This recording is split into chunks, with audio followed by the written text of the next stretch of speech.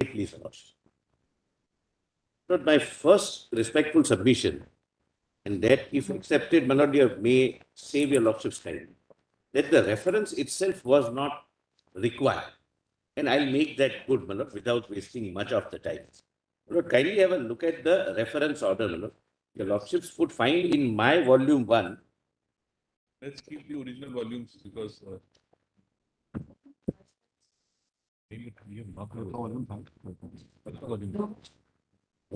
just see, it will be convenient for us to look at there because we marked that volume. I'm sorry. Now, I'll, my two Lord. volumes will create its own Lord, extra effort for us. Yes.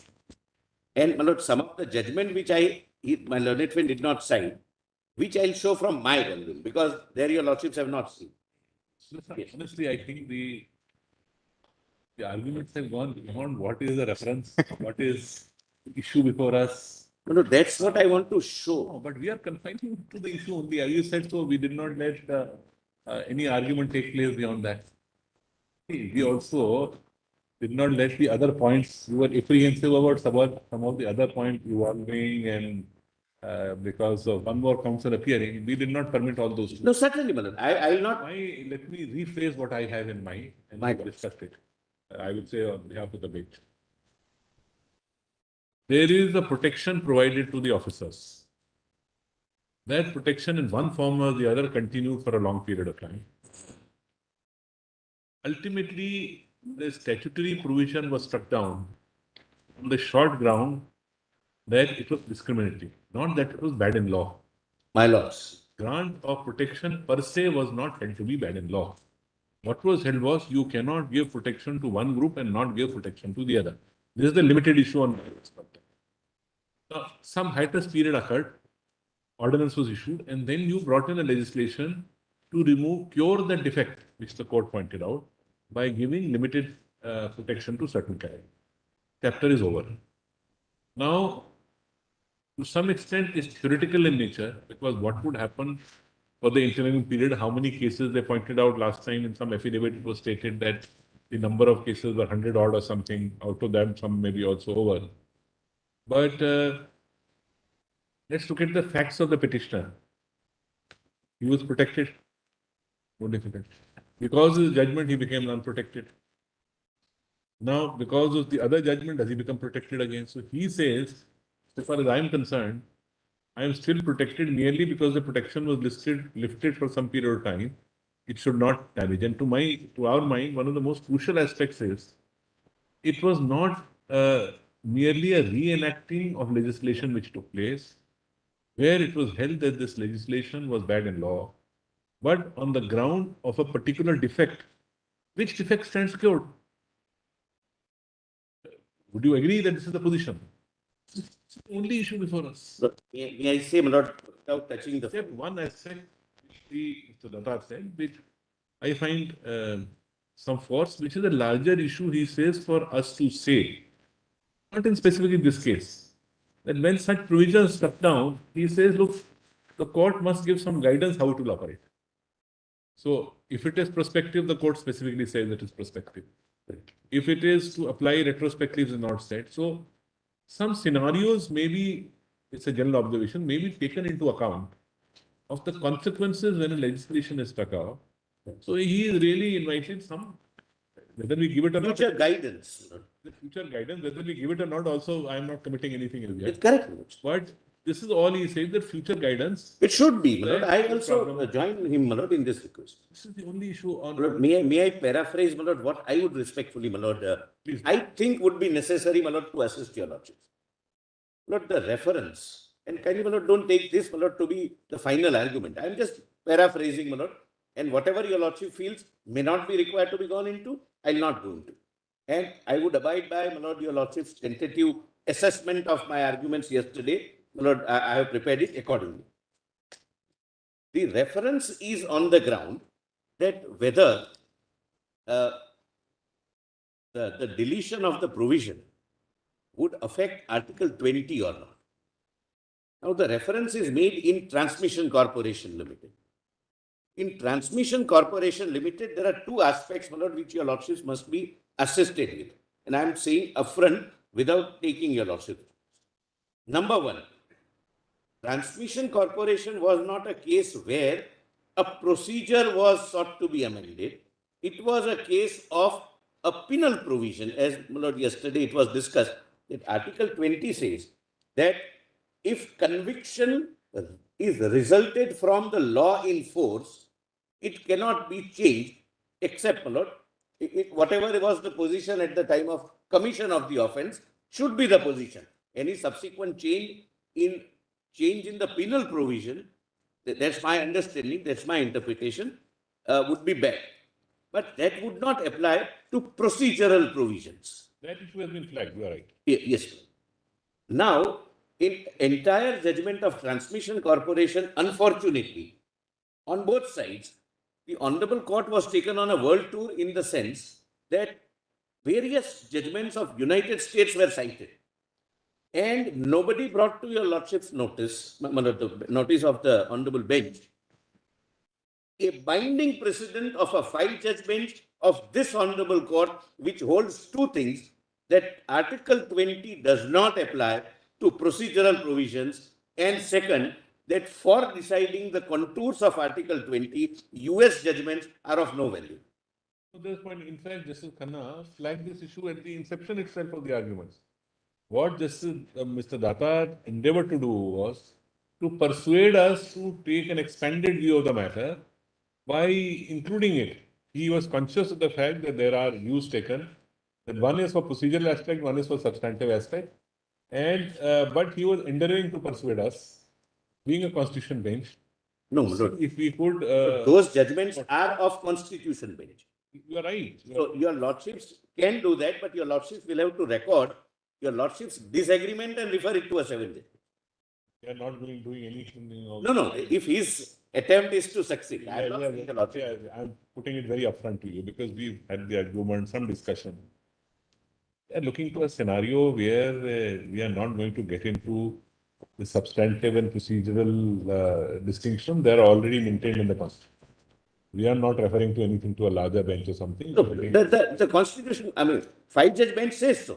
I'm conscious of it. That's what I'm saying. Yes. I'm allaying your apprehensions that we may embark on a larger path. We are not doing any Correct. larger path. We are going to decide. In fact, we feel a lot part of this would have become infructuous by reason of passage of time. Yes, the petitioner finds himself in one of the petitions, who is arguing in person, a particular position where he says, loose language, jam yesterday, jam tomorrow, no jam today, you hold me for that particular portion of time. And when the law was a flux, law was not in a flux, but something was held to be beyond the permissible levels of what the legislation should have done, based solely on the issue of discrimination. And this is something which is in mind. So once the legislature cures the discrimination issue, we can't let a scenario prevail where somebody had protection earlier and has protection tomorrow. I bow down to your lordship. Nothing. Lord, two apprehensions, my lord. Yes. Two apprehensions. So you tell us where you feel, Yes. and also in a sense, all of you are on the same page. So that's why on the lighter side, we said we don't have a contra view arguing here. We just want to know what is in view of there being synergy on the thought processes on most issues, which are germane for this matter. What is your apprehension? Where will you think we embark, which was a matter of concern to you? My lord, I'll be very candid, my lord, with your lordships, and I'll put it upfront. There are two apprehensions, my lord, and I'm not, my lord, trying to even attempting to be diplomatic about it. You're My not lord, supposed first, I'm sorry, my lord. You're not supposed to be diplomatic. Yeah, I'm not. We are not supposed to be many, but we end up being one. No, you put it up. I'm putting it up front. Yes, my lord, I'm putting it upfront. Lord, Section 6A was brought in force by the government to protect the officers of the level of Joint Secretary and up. The reason, I cannot argue that now.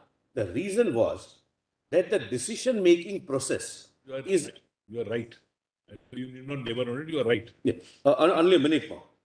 Lord, that is now set aside on the ground of, Lord, discrimination or classification within the class. 17A is couched in a different way, and my apprehension is 17A is again under challenge in a PIL, on the ground that 17A is contrary to Subramanian Swami judgment. Kindly see 17A. And therefore, my attempt is to persuade your lordships to accept my submission that 17A is different. Just 1 second. If suppose there is a petition pending challenging 17A, ought we to foreclose all issues here in the Your constitution? lordships would not. But your lordships, my lord, being persuaded. This is like decide. He rightly did not try to persuade us because we said we don't want to see as a constitution bench. We have to be even more cautious. I think. Correct. Caution is decide what is before us. Otherwise, what happens is any stray observations, any going here and there creates a problem in a constitution bench because 3 judges benches are bound and it results in High courts, other courts. and results in possibility of again a reference is arising when those courts may not have applied their mind to the issue at hand. Therefore, you take it that we will be certainly within the 4 corners of what is before us. My lord, only thing is, Go here or there. my lord, kindly have my lord, for my satisfaction, have 17A. Yes, sure. Now, your lordship's tentative view that this is 6A after curing the defect, my lord, may perhaps not be true because their argument in that petition, which your lordships cannot, my lord, foreclose. But I can always, my lord, submit that point may not be, my lord, what was happening. I'll just, my lord, tell your lordships a little background. My lord, the country runs through the bureaucracy. Bureaucracy is not bad, my lord, always. So they give their inputs, they give their ideas, they ensure that country progresses. The hanging threat of a potential prosecution, resulted into a policy paralysis. Nobody was writing notes, nobody was accepting new ideas, and they'll go by the conventional thing that we may do this, we may do that. Mr. Now, kindly see 17A, my lord. I'm saying so. Kind of a sword over their head. Nobody will take decisions. Correct. So long as, and therefore, you also give permission where some decision may go wrong. That's not the Correct. problem. But it should not be for malified reason for collateral construction. That's it. Yes, sir. Lord, kindly see 17A in this context. System can work. Lord, kindly see 17A in this context, and the attempt Yes. is to persuade your lordships that 17A is not a new avatar of 6A. Kindly, my lord, have a look at this. Yes. Inquiry or inquiry, because there are 2 kinds of inquiries contemplated in CRPC, or investigation of offences relatable to recommendations made or decision taken by public servant in discharge of official functions or duties. No police officer. Now it's not CBI centric. It's general, my lord, any investigation. No police officer shall conduct any inquiry or investigation into any offence alleged to have been committed by a public servant under this act, where the alleged offence is relatable to. Now, this is confined protection. Any recommendation made or decision taken by such public servant in discharge of his official duties. So that they take risks at times, following decision-making process when the country is progressing. Has to be there. You have to take some new ideas, you have to implement new ideas, you have to give new ideas, advise the government about the. Criticism is that if you take a very pedantic approach, and in a scenario where various issues are moving on, stagnation is not the solution. So, therefore, a limited protection is given, expanding. Again, this is for higher class of officers, those who take decisions and those who make recommendations. Correct. But because that's the only level at which decisions are taken and recommendations are made. What happens? Your lordships are aware, my lord, with my lord's experience on this side and that side, that at the level of the officers below who do not make recommendations, they only place the facts. These are the facts for approval, for guidance, for recommendation, for decision, etc. and the file moves. At some stage, you have to take a call. For example, Lord, we would leave the courtroom after making our submissions. No responsibility. Your lordships ultimately takes the call, whether one is right or the other is right. And that is that decision-making process which is sought to be insulated from vexatious proceedings. And it's not a prohibition. It's it's kind of a protection that my senior will be asked whether I would have committed any. It's a check. It's a check. Yes. It's a check or a protection for any government servant now, irrespective of the hierarchy, who may be involved in a process of decision making, which is a bona fide exercise of decision making process. It may it may not be right to say, I'm not sure whether at the higher level only, because suppose you are right, they say we put up the proposal, do something. But tomorrow somebody may say, even that is wrong, putting up the proposal. So the protection is given where a process is followed. You will not say the subordinate officer is not protected because he was the initiating person. The initiating person also, in a way, is a proposal. He is also equally required. I'm obliged. Unless What suppose happens? suppose tomorrow he on record shows completely wrong facts and tries to elicit a decision on the basis of wrong facts. That's a different scenario. It's a proposal, may not be recommendation. What happens? Well, suppose in a contract, in an award of tender, he would say that these are the three tenders, these are the plus points, these are minus points. This system which is offered is better system, but little costlier. Now place it for consideration. Sometimes you have to take the risk of costlier system which is more effective. So that's the idea. Now, my lord, the Subramaniam Swamy judgment found that it is too broad and it's my lord, over wide. It's completely, there is no check. Now it is suitably tailored that every action is not checked, every action is not protected, or rather, every action is not sought to be, there is a layer of inquiry before you are subjected to criminal inquiry or investigation. Only these particular acts. Lord, my apprehension is that your lordships, Lord, in case say that 17A is only a different avatar of 6A, Lord, that might have an impact on the pending proceedings where they say 17A. What we were saying was that 17A seeks to cure the defect which resulted in 16 struck down, which is that it was discriminate. So you have tailored 17A in a narrower compass, you say, but cures that defect which resulted in the judgment. Correct. That's the only thing. So, my lord, if your lordships, my lord, can carefully and suitably, my lord, word it that that is not affected. Why do you think you will not suitably and carefully? I leave it to your lordships. And my lord, third apprehension, my lord, this is an apprehension as an officer of the court, not my lord, this is not the government's apprehension. Lord, the law, my lords are aware, law whereby the honorable bench declares a declaration of unconstitutionality to be prospective only is derived from Article 141 and 142. There is no other jurisdiction, and therefore Supreme Court has said that it is only your lordships who can do that. High courts cannot declare it to be prospective in application.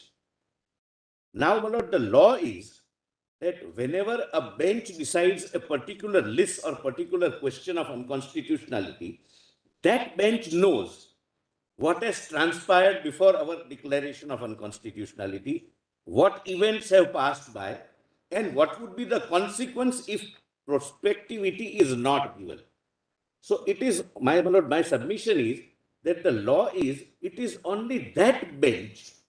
I'm not on this case, my lord. I have no objection if it is held prospective.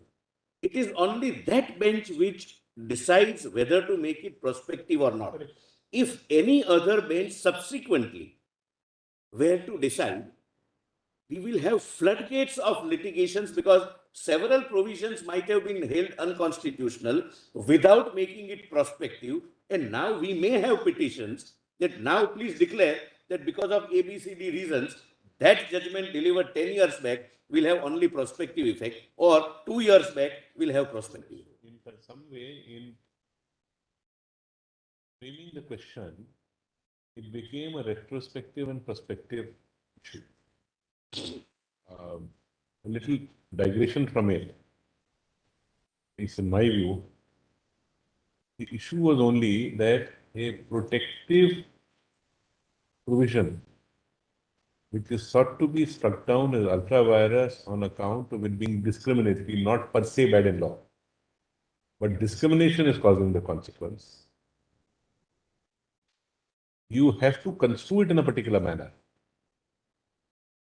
Not saying, my brother Justice Oak itself said, we can't do it. We can't say if it is violative of a constitutional part 3, that it will have only prospective effects, because that doesn't exist. But we'll have to tailor the peculiar problem which we have here. That's all we are looking to. Lord, the suggestion is, if your lordships can consider saying that without laying down the law in view of the peculiar facts arising this, let this be held prospective, because very few number of cases are going to be.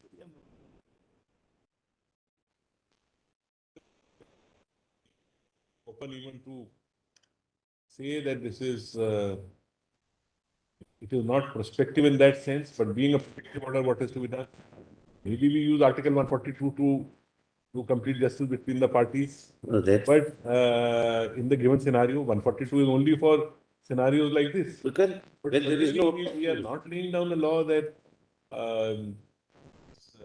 such provision and change the principle that unless it is set prospective, apply it.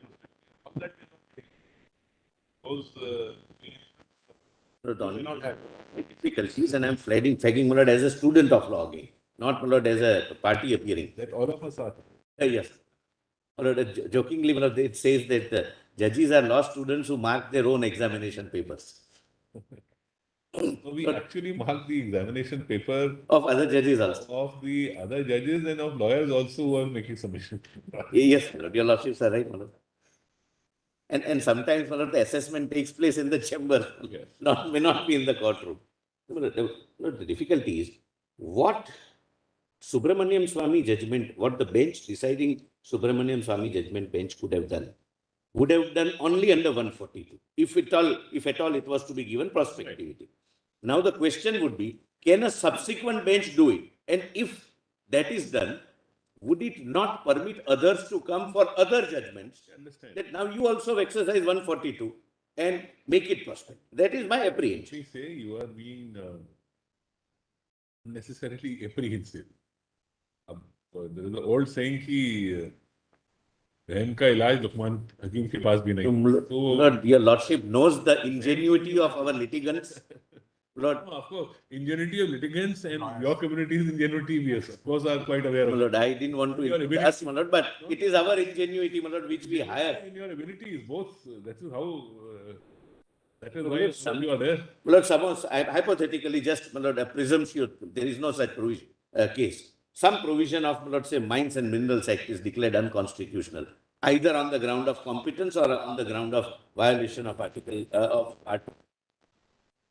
something has happened in between before before declaration unconstitutional. The bench declares it to be unconstitutional, does not make it prospective. And a petition is filed that now please declare it to be prospective. Can another bench do it? That would be the question. And then we know. I am slightly different. See, even what is he talking about? He is saying for future lay down some guidance principle. Though I'm very doubtful we can as such lay down guiding principle. Only thing is we are flagging an issue, not even laying down a guiding. We are flagging an issue that while striking down a provision is unconstitutional, the bench is expected to look into the issue of the consequences. Beyond that, we can't say in this scenario you will do so. Again, it's quicksand to step into these issues. That we will not do. We are, I sometimes repeat, we are not theoreticians. We have to decide. Lordships can consider saying it is desirable. We have a list between us. Our job is strictly to decide the list between the parties, not to go beyond. Yes, my lord, but not in a constitution bench format. My lord. That list may or may not be relevant. But your lordships are deciding But the we- question. No, but we are not going to go here and there to decide. No, correct, my lord. Correct, but that's Mehta, the difficulty was before the constitution bench. Yes, they had only deleted the words joint secretaries and above. It would have led to heaven because there would be large number of other cases where their junior officers would have been prosecuted.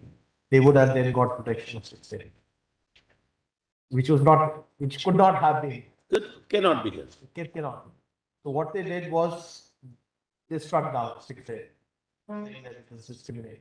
Now, the very, very limited issue arises. Somebody is saying that in spite of the section being struck down, that protection will continue. Because I had committed the offence is alleged to have been committed during the when 6A was in the statute books. So declared by the court to be ultra virus. That is on prospectivity, not Article 20. No, yes. Yes. So now, one is the plea taken on Article 20, which we'll have to deal with, saying that this protection is covered by Article 20, even if it's procedural. That we'll have to answer that one way or the other.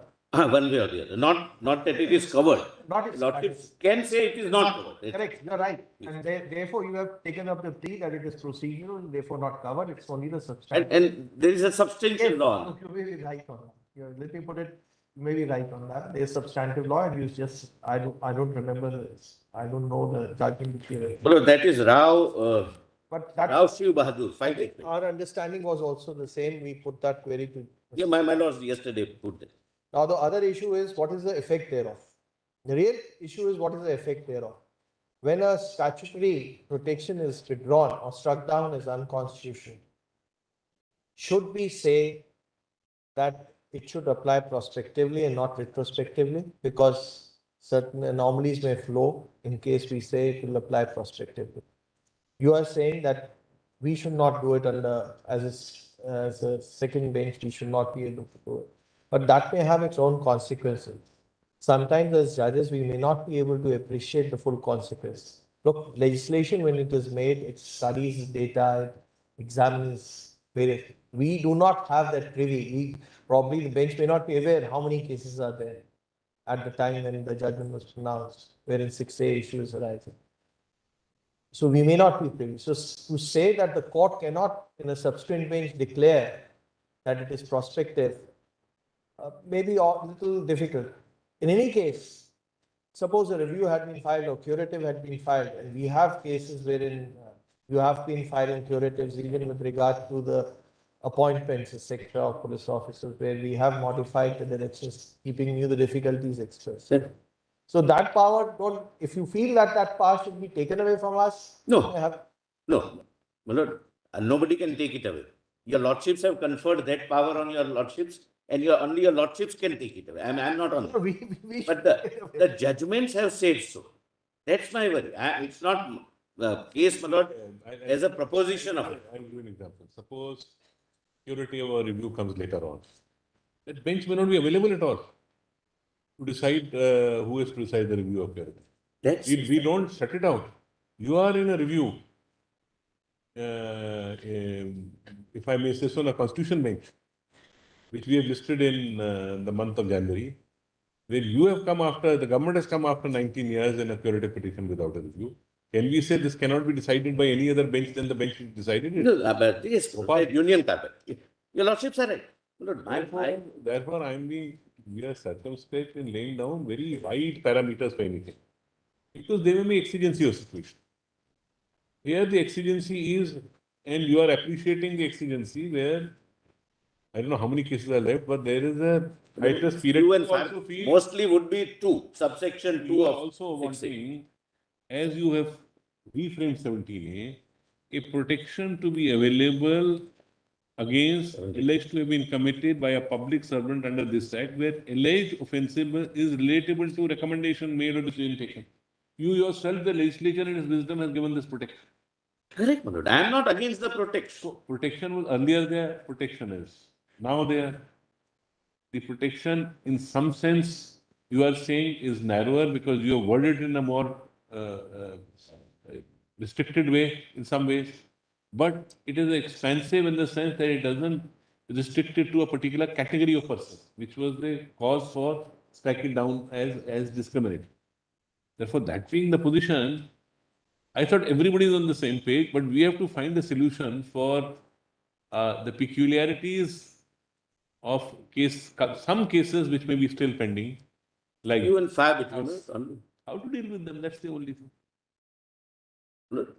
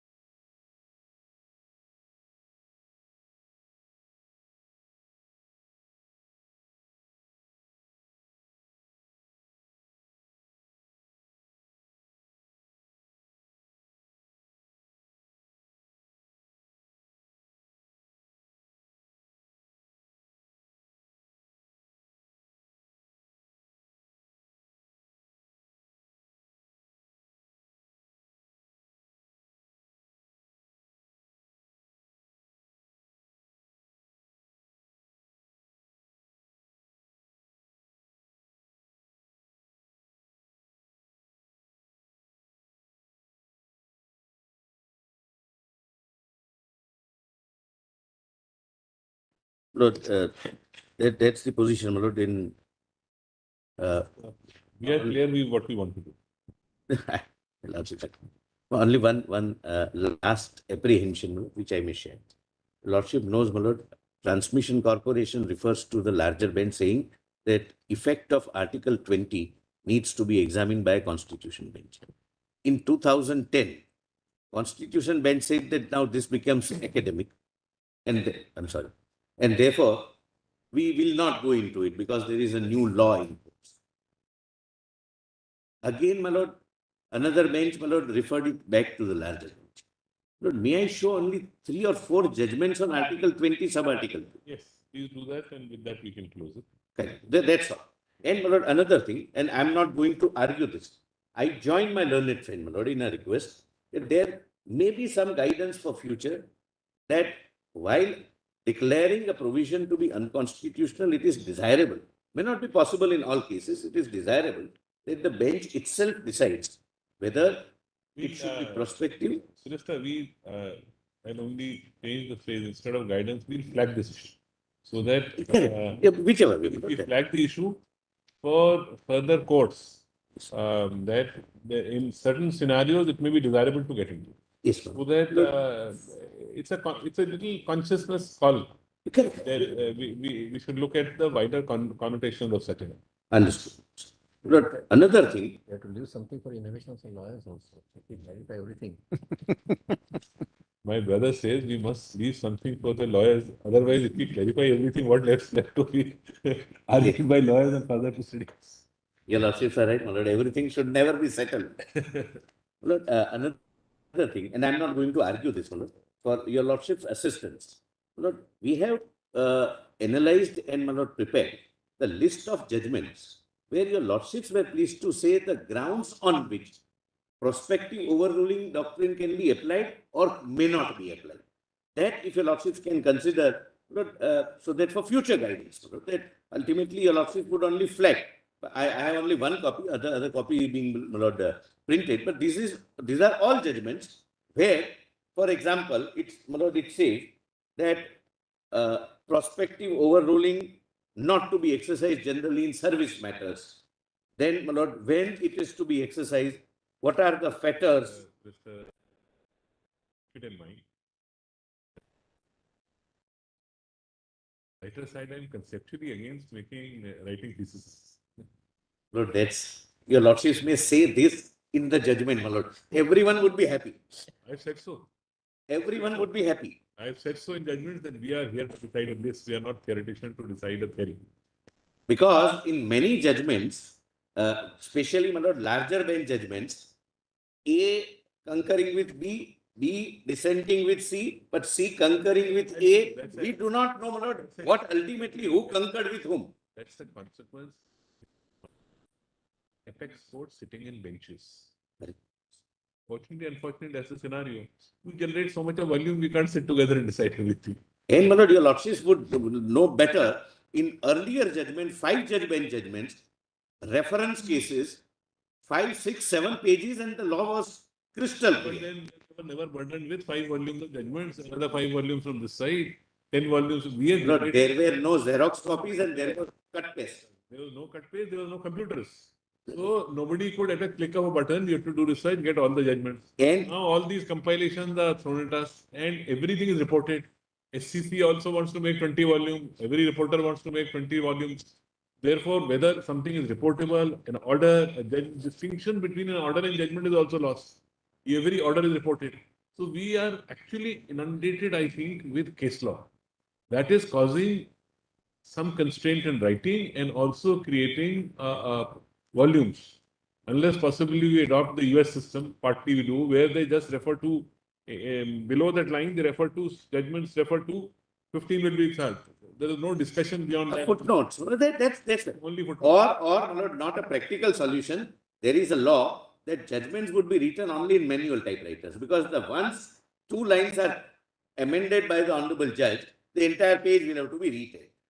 Well, that makes it very crisp and brave. Otherwise, my lord, your lordships are, this is on a lighter side. Obviously, it cannot be done.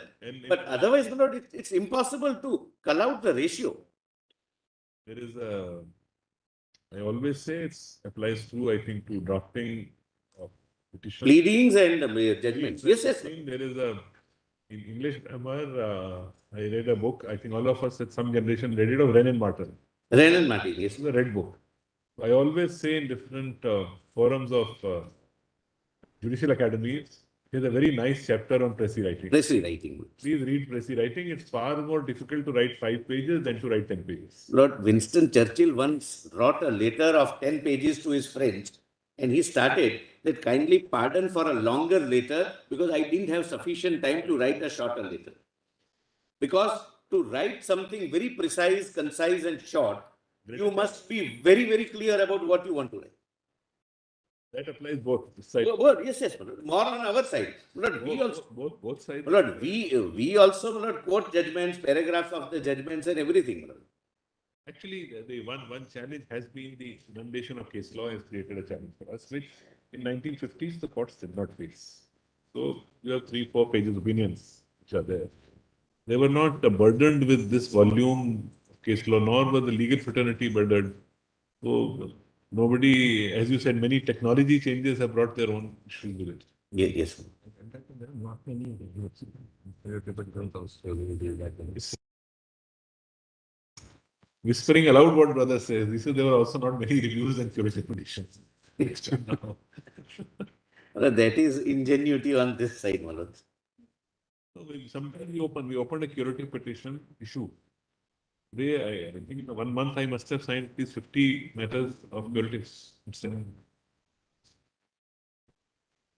So sometimes in trying to cure, you create a situation, but that cure creates its own problems. Yes. You wanted to point out those couple of judgments. Lord, a few judgments, Manoj, only, and I will not be repetitive on Article 20, Sub-Article 1. You've taken cognizance. I think that Yes. Lord, please come to, Lord, my volume 2, because this is not in their volume, or they have not referred to some of them, and therefore, Lord, your Lordship must not have marked. This, I'm sorry.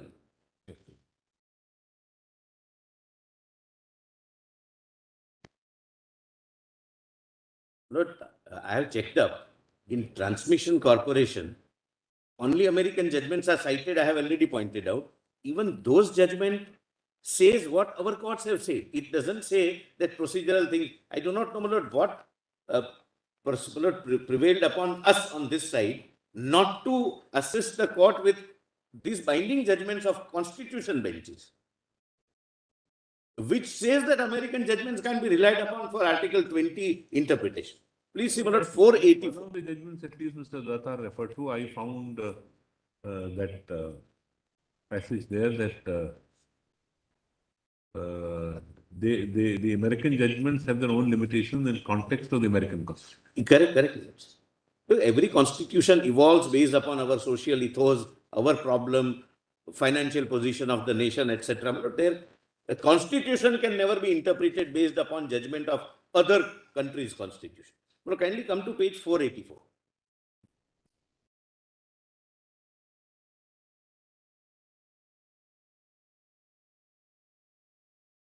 At, my lord, page 488 first.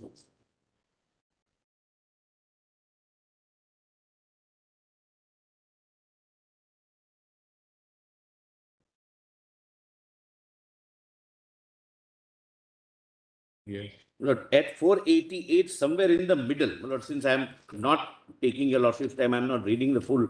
Lord, somewhere in the middle, if your lordships can come, which starts with on the footing, 10th line from the top. Lord, Lord, this is a constitution bench judgment. 5 judges in 53. So this Transmission Corporation had the advantage, but was not placed for your lordship's consideration. On this footing, your lordship gets one? Yes. Is it soon after Keshava Madhavan Menon? Yes, my lord. Three lines below that. 3 lines below that. Yes. From Madhavan Menon. 3 lines. Keshwan Madhavan Menon, which documents are that? Minister, instead of, see, if we take any of the SCRs, the SCCs, The classitum. photocopies, the advantage is that the concerned line and passage are there. SCC online doesn't have that facility. Correct. And the classitum is also, classitum is not there. Please, similar, on this footing, it was argued that even on the assumption of the convictions in this case being in respect of new offences created by Ordinance 48 of 49, after commission of the offences charged, the fundamental right guaranteed under Article 20 is not attracted thereto so as to invalidate such conviction. The contention, however, cannot be upheld. On a careful consideration of the respective articles, one is struck by the marked difference in language used in Indian and American constitutions. Section 9(3) and 10 of Article 1 of American Constitution merely says that no ex post facto law shall be passed and no state shall pass ex post facto law. But in Article 20 of the Indian Constitution, the language used is in much wider terms, and what is prohibited is the conviction of a person or his subjection to a penalty under the ex post facto law. The prohibition under the article is not confined to the passing or validity of the law, but extends to the conviction of the sentence and is based on its character as ex post facto law. The fullest effect must therefore be given to the actual words used in the article. Nor does such a construction of Article 20 result in giving retrospective operation. Lord, Your Lordship, you can skip and kindly come to para 9, the heart of the matter in my respectful submission. In this context, it is necessary to notice that what is prohibited under Article 20 is only conviction or sentence under an ex post facto law and not the trial thereof. Such the offence or the court different that which had competence at the time, I'm sorry, my lord, such trial under a procedure different from what obtained at the time of commission of the offence, or a court different from that which had complete competence at the time, cannot ipso facto be held to be unconstitutional. Procedure is not hit by Article 20, as my lord at the outset pointed out. A person accused of the commission of an offence has no fundamental right to trial by a particular court or by a particular procedure, except insofar as any constitutional objection by way of discrimination or violation of any other fundamental right may be involved. Now, Your Lordship, my lord, kindly come to what argument would be. Well, this is a constitution bench judgment, 5 judgment delivered in 53, not taken note of in my lord Transmission Corporation, while saying whether it applies to procedure or not. First of all, it was not a procedural provision in Transmission Corporation. It was a penal provision of sentencing. So that question perhaps did not arise. Nonetheless, my lord. Lord, now kindly, my lord, come to the next judgment, 499, my lords. That is State of West Bengal.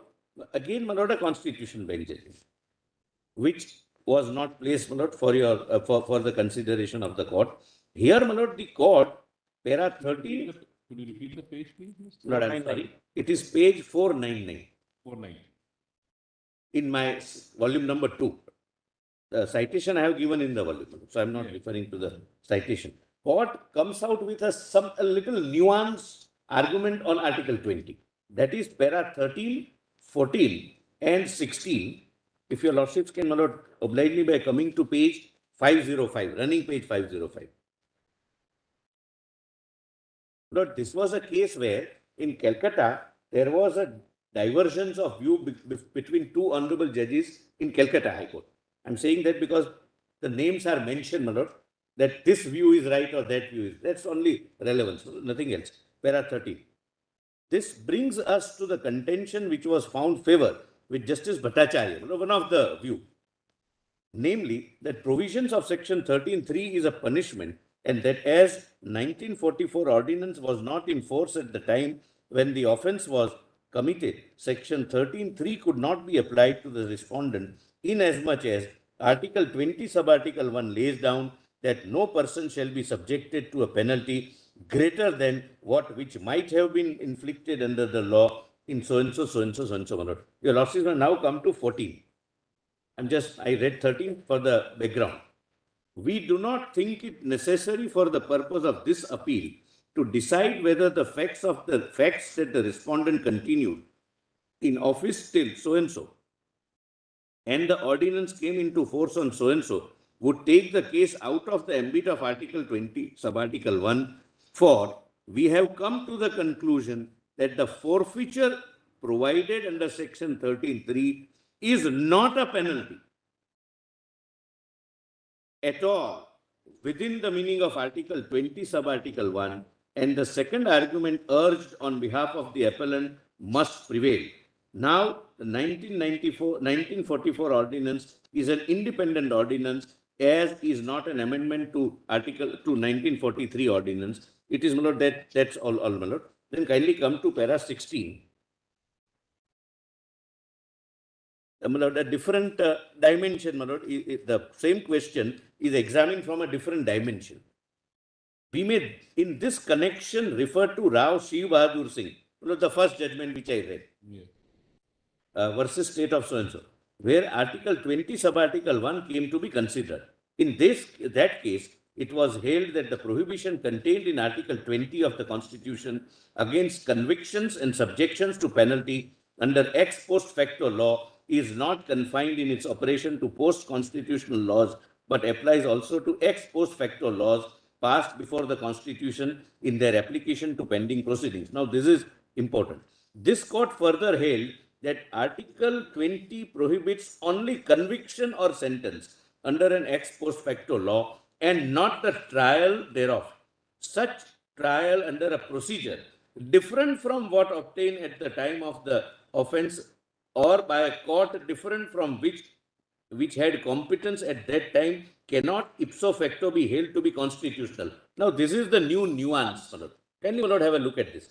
Therefore, this case shows that it is only conviction and punishment as defined in Section 53 of the Indian Penal Code, which are included within Article 20, Subarticle 1, and a conviction under an ex post facto law or a punishment under ex post facto law would be hit by Article 21. 53, if your lordship sees, your lordships may also see Section 2, subsection 38 of General Clauses.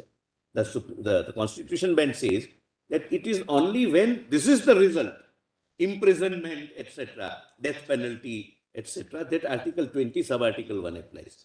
Not to procedure, and even forfeiture is not treated to be a punishment, my lord. And kindly see 53. It's not quoted, my lord. Your lordships can have, my lord, IPC 53. Even fine is a punishment.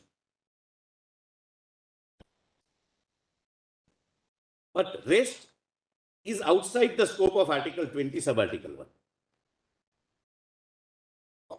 And General Clauses Act also, if you could.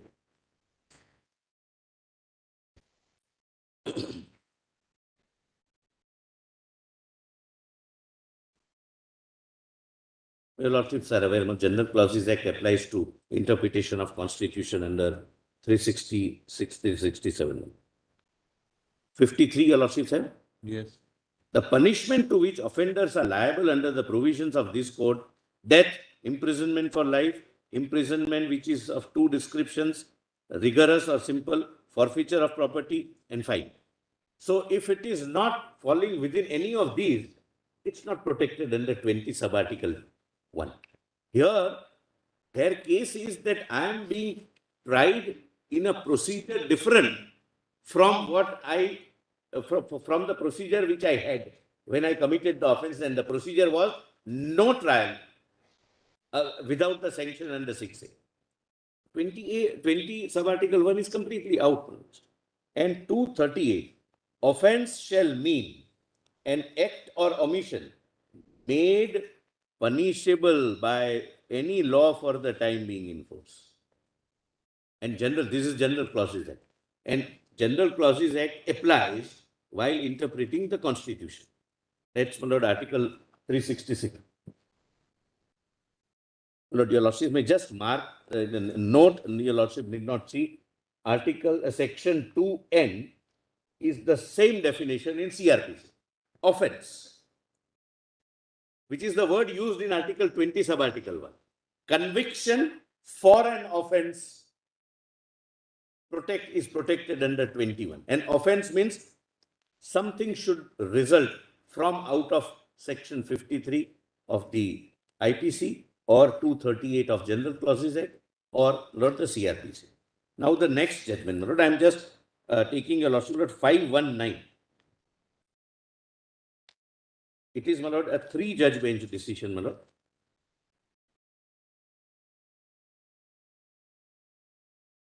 And only one para, my lord, para 6, para 16, I'm sorry. 519. 519, my lord, and para 16, your lordship would find, my lord, at Para numbering is much only there. there is one page missing, my lord, but nothing turns on that missing page, my lord. My lord, kindly the 6, not 16, my lord. Para 6 at 521. And last 5 lines just before Maxwell in his book, my lord. I'm just, my lord, trying to confine my arguments not to read the whole. It starts with but an ex post facto law.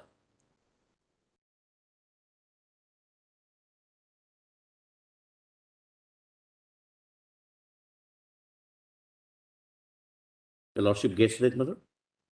521 is. Para 6. Yes. Yes, my lord. Para 6, there is a quotation from Maxwell in his book, Interpretation of Statutes. Yes. Just above that, my lord, 5 lines. But an ex post facto law, Yes.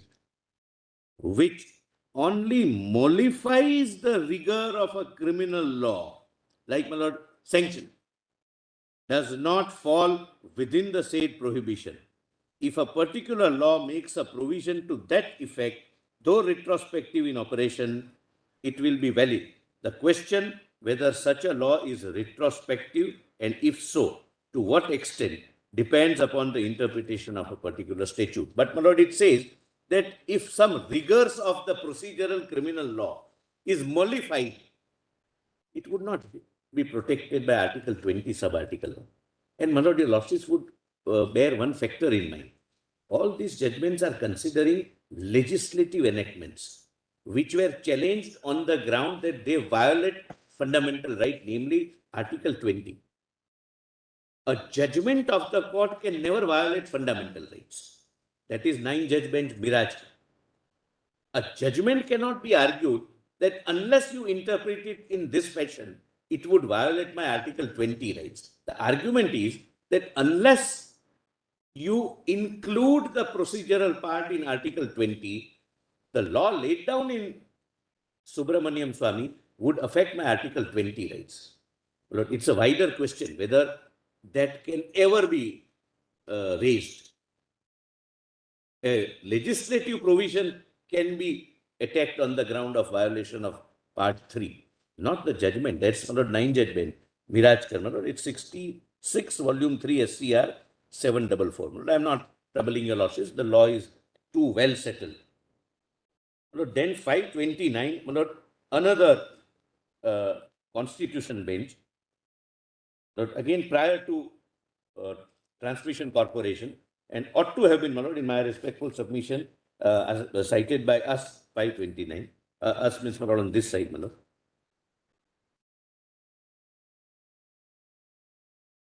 and the paragraph is, 4 and 20.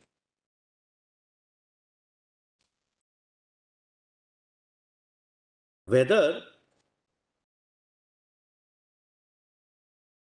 kindly see para 4 Yes. At page 529. My lords have got. Mittal J, Justice Mittal held that Section 23(1)A violated Article 14 of the Constitution and was accordingly ultra vires the Constitution, and that the relative provision of Section 23D must also be condemned. Regarding the second point, namely, whether Section 23(1)A, having been substituted by the amending Act of 39, Act 39 of 57, would have retrospective operation in respect of the alleged offence which took place in 1954, the High Court came to the conclusion that petitioner had a vested right to be tried by an ordinary court of land with such right of appeal as were open to all And although Section 23(1)(a) was procedural, where a vested right was affected, prima facie it was not a question of procedure. Therefore, the High Court came to the conclusion that provision as to adjudication by the Director of Enforcement could not have any retrospective operations, etc. My Lord, kindly come to para 20, the finding of the Constitution Bench. Again, my Lord, a very small judgment running into 4-5 pages. Para 20, my Lord. Mr. Chatterjee, your Lordships have heard. Mr. Chatterjee, the learned counsel for the respondent urges that a substantive vested right to be tried by an ordinary court existed before the amendment and relied upon Maxwell, where it is stated the general principle, however, seems to be that alterations in the procedure are retrospective unless there is some good reason against it. He says that there is a good reason if the principles of Article 20 are borne in mind. In our opinion, there is a force in the contention of the learned Solicitor General. As observed by this court in Rao Shiv Bahadur Singh, the first judgment, my Lord, of the Constitution Bench, which I read, a person accused of commission of an offence has no vested right to be tried by a particular court or a particular procedure, except insofar as there is any constitutional objection by way of discrimination or violation of any other fundamental right is involved. 6A being there or not being there is procedural.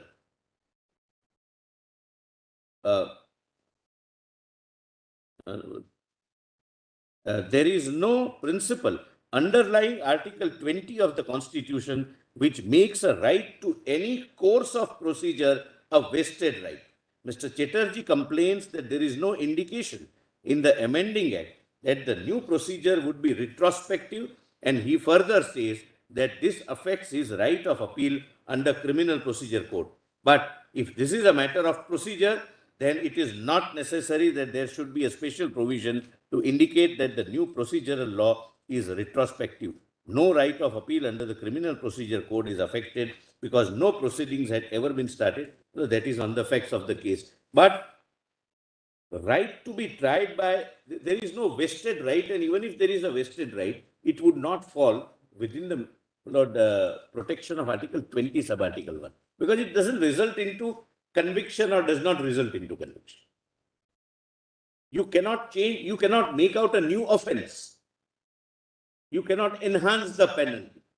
You cannot do it twice over as per the second part of Article 20 sub-article 1. The procedure can always be changed. But suppose pending trial, there is a legislative enactment that instead of a particular court, the offences would now be tried by a special court.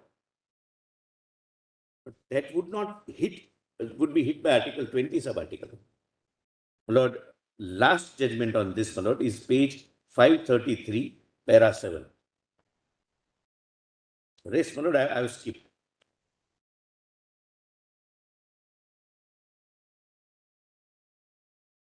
And please see the facts, my Lord.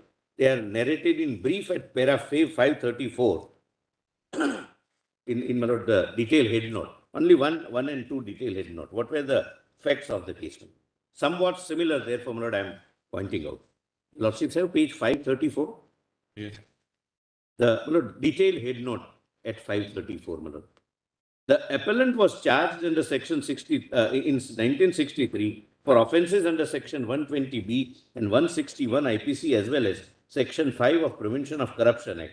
The trial court, by its order dated so-and-so, acquitted the appellant, holding that as Section 5(3) had been repealed by Act of so-and-so, and as no specific instance of payment of bribe to the petitioner could be proved, the accused could not be held guilty of charges. An appeal was filed to the High Court, and during its pendency, Act number so-and-so came into force, reviving Section 5, subsection 3. The High Court upheld the validity of the Act and remanded the case for trial from the stage at which it was pending. In appeal before the Supreme Court, the appellant contended that the trial cannot take into account the provisions of 5(3) after its repeal on December 1864 and 2. Article 60, Act number 16 of 67, which revived 5(3) and made it applicable retrospectively, was void and unconstitutional, being violative of Article 14 and 20 sub-article 1 of the Constitution of India. Now, para 7, my Lord, is the finding.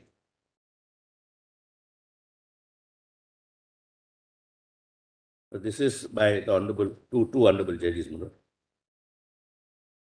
Lord, para 7, my lord, Mr. R.K. Garg, my lord, shows Article 20.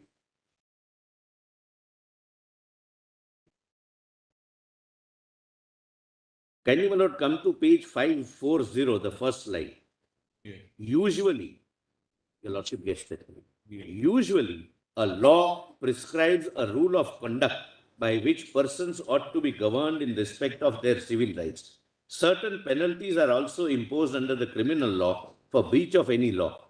Though the sovereign legislature has power to legislate retrospectively, creation of an offence for an act which at the time of its commission was not an offence, or imposition of a penalty greater than which was under the law provided violates Article 20, sub-article 1. It is well-known case of so-and-so and also American case so-and-so. The principle underlying the provision has been fully discussed. Please mark this, Mr. All that Article 20, sub-article 1 prohibits is ex post facto law and is designed to prevent a person being punished for an act or omission which was considered innocent when done. If I do something today, it is not a punishable offense, and the legislature makes it an offense tomorrow, retrospectively. I never knew while doing this that it's an offense. That's the long and short of Article 20, my lord. Kindly, my lord, thereafter skip Rao Shiv Bahadur Singh's quotation and only one para. Thus, the appellant cannot object to a procedure different from what obtained at the time of commission of the offense. The offense that was committed was when Section 5(3) was in force, and by Act 16 of 67, the procedure is revived. It is not as if the procedure is brought into force for the first time. Lord, this is to buttress my respectful submission that mere procedure, mere change in procedure, or mere change in some stage of trial would not be hit by Article 20, sub-article 3. These are my submissions of Article 20. Lord, only one judgment, my lord. Lord, as your lordships have already, my lord, indicated, whether it is void or whether it is operating, etc. Lord, in my consideration, for the simple reason that all these judgments, my lord, which were cited by my learned, were recently considered. And, my lord, only one para I will read where, in my respectful submission, the crux of the law laid down by your lordship so far is earmarked and is given, my lord. So it was a separate. Yeah.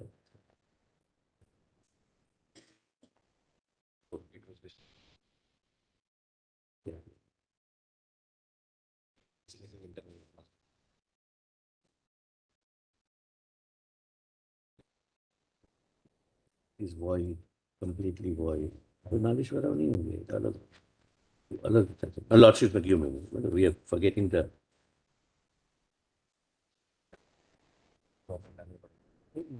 एक तो है what will have the box.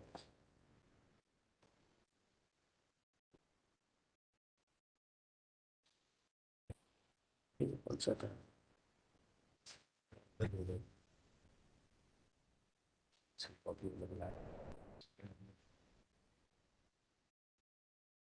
state of Manipur.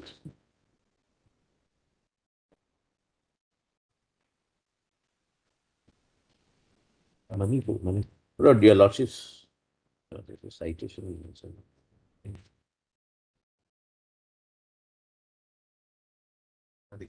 Lord, in the meanwhile, I'll just, there's some confusion at our end. Lord, only two judgments, Lord, for assisting your lordship. If your lordship finds it necessary, I may read two passages from Golaknath. Golaknath, Lord? Not required, Lord. Then, Lord, yes. Only one judgment, my lord, in that case, my lord, Murthy.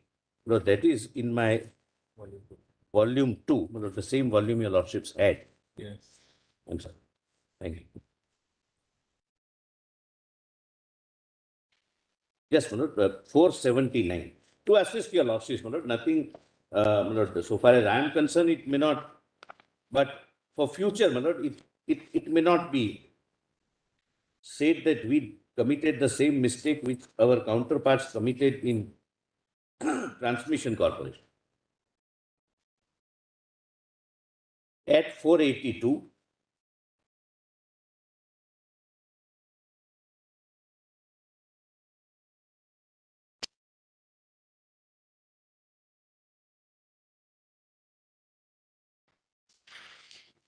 para 8, my lords.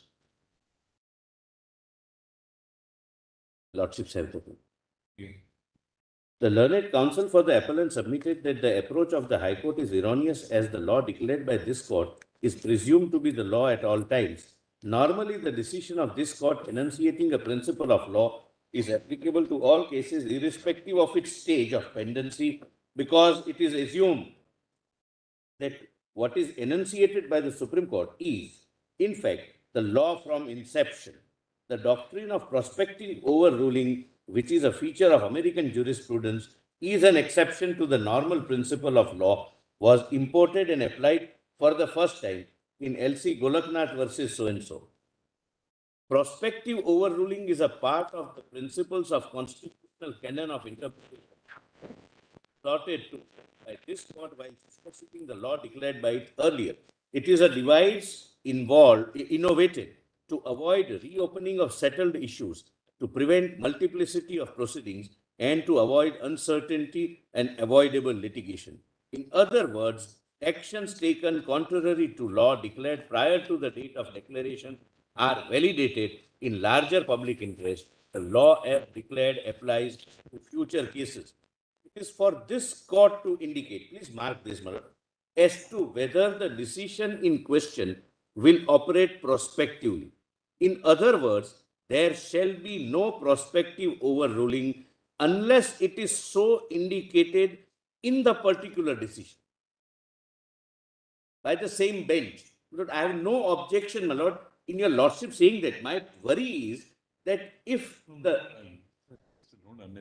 This is why in the beginning, when the petitioner had asked, I said that, please correct me, my understanding is, where prospective overruling has to take place, it must specifically say so. It's a settled proposition. my lord, we may not have petitions that for other judgments now hold that it is prospectively applicable. That's the only, my lord, apprehension. And my lord, one last judgment, my lord. Ask the last. La- Yes. Isn't it?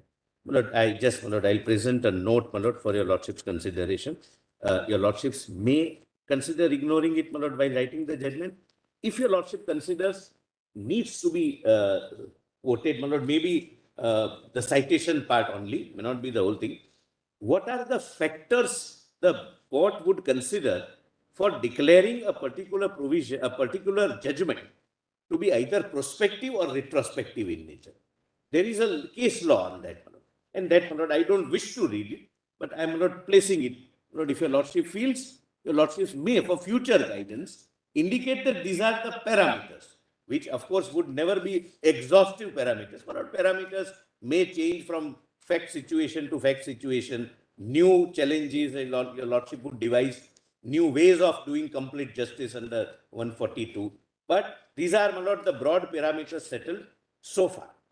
Lord, last judgment, my lord, I am not, Lord, it was a Manipur Which you could not locate at that time. pardon? Which you were trying to locate and you could not locate. Yes, sir. Circulatedly. Yes, my lord, there, I'll just see the proposal, I'll show the proposition. Proposition is all the judgments, my lord, that if it is legislatively incompetent, it is void ab initio. If it is violative of part 3, it is merely inoperative. Every judgment is considered, and the 3 honorable judge bench, my lord, said that this is the crux, that it is difference, distinction without difference. The phraseology is mine. That ultimately it is void unless Is it in your compilation, Mr. Datta? it No, will no. not be. But this is exactly what was said by many benches, that don't make such a distinction, right from basic custody. But you can cure the defect. That it is now reaffirmed, my lord, so that, in a sense. Then I am not opposing you. No, But no, that- Your Honor, He is saying not that if this. you have this thing, it will help him. That's all. Yes, certainly. But This is a distinction. Venkatramaiah in Pisikaka, that was disapproved in the review in 5 judges. And again, subsequently in judgment, they said there's no distinction. If your lordship declares the law, it's invalid. That's all, both ways. Ye- And just yes. as Matthew points out, incompetence is a restriction subject-wise, whereas part 3 is a restriction right-wise. That's how this Matthew makes it. Well, only thing I'm respectfully urging is in none of the judgments there was a question where after the declaration of invalidity or unconstitutionality, there was a curing of defect. So this judgment says that except in second case, you can cure the defect. Second case meaning when the law is declared unconstitutional as violative of Article Part 3, as my Lord Justice Khanna yesterday indicated, that some provision is declared unconstitutional on the ground that you are not provided for hearing. And the legislature fills up that lacuna. So it would be void till it is cured. So whether it is from the beginning, etc., my Lord, may perhaps not arise, my Lord, in facts of the case. Thank you. Yes, anything else, Mr. Datta? And my Lord, there is, I'm so sorry. What is that? And legislature intervenes, then legislature, etc. Yeah. My Lord, I'm sorry, my Lord, one judgment, my Lord, for my He will satisfaction. keep looking to your left, he will keep reading you judgments. No, I'm sorry, my Lord.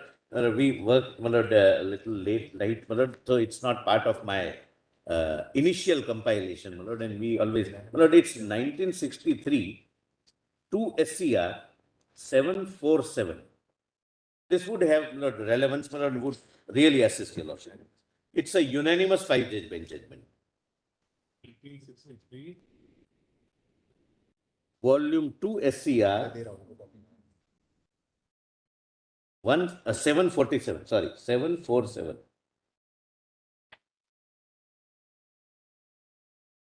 Where Deepchand and all other judgments are considered.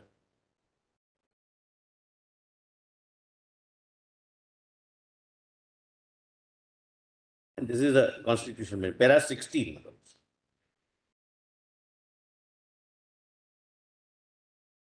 That takes us to the larger issue raised by Mr. Nambiar. The Lordships have that one. Para 16, 16. Para 16.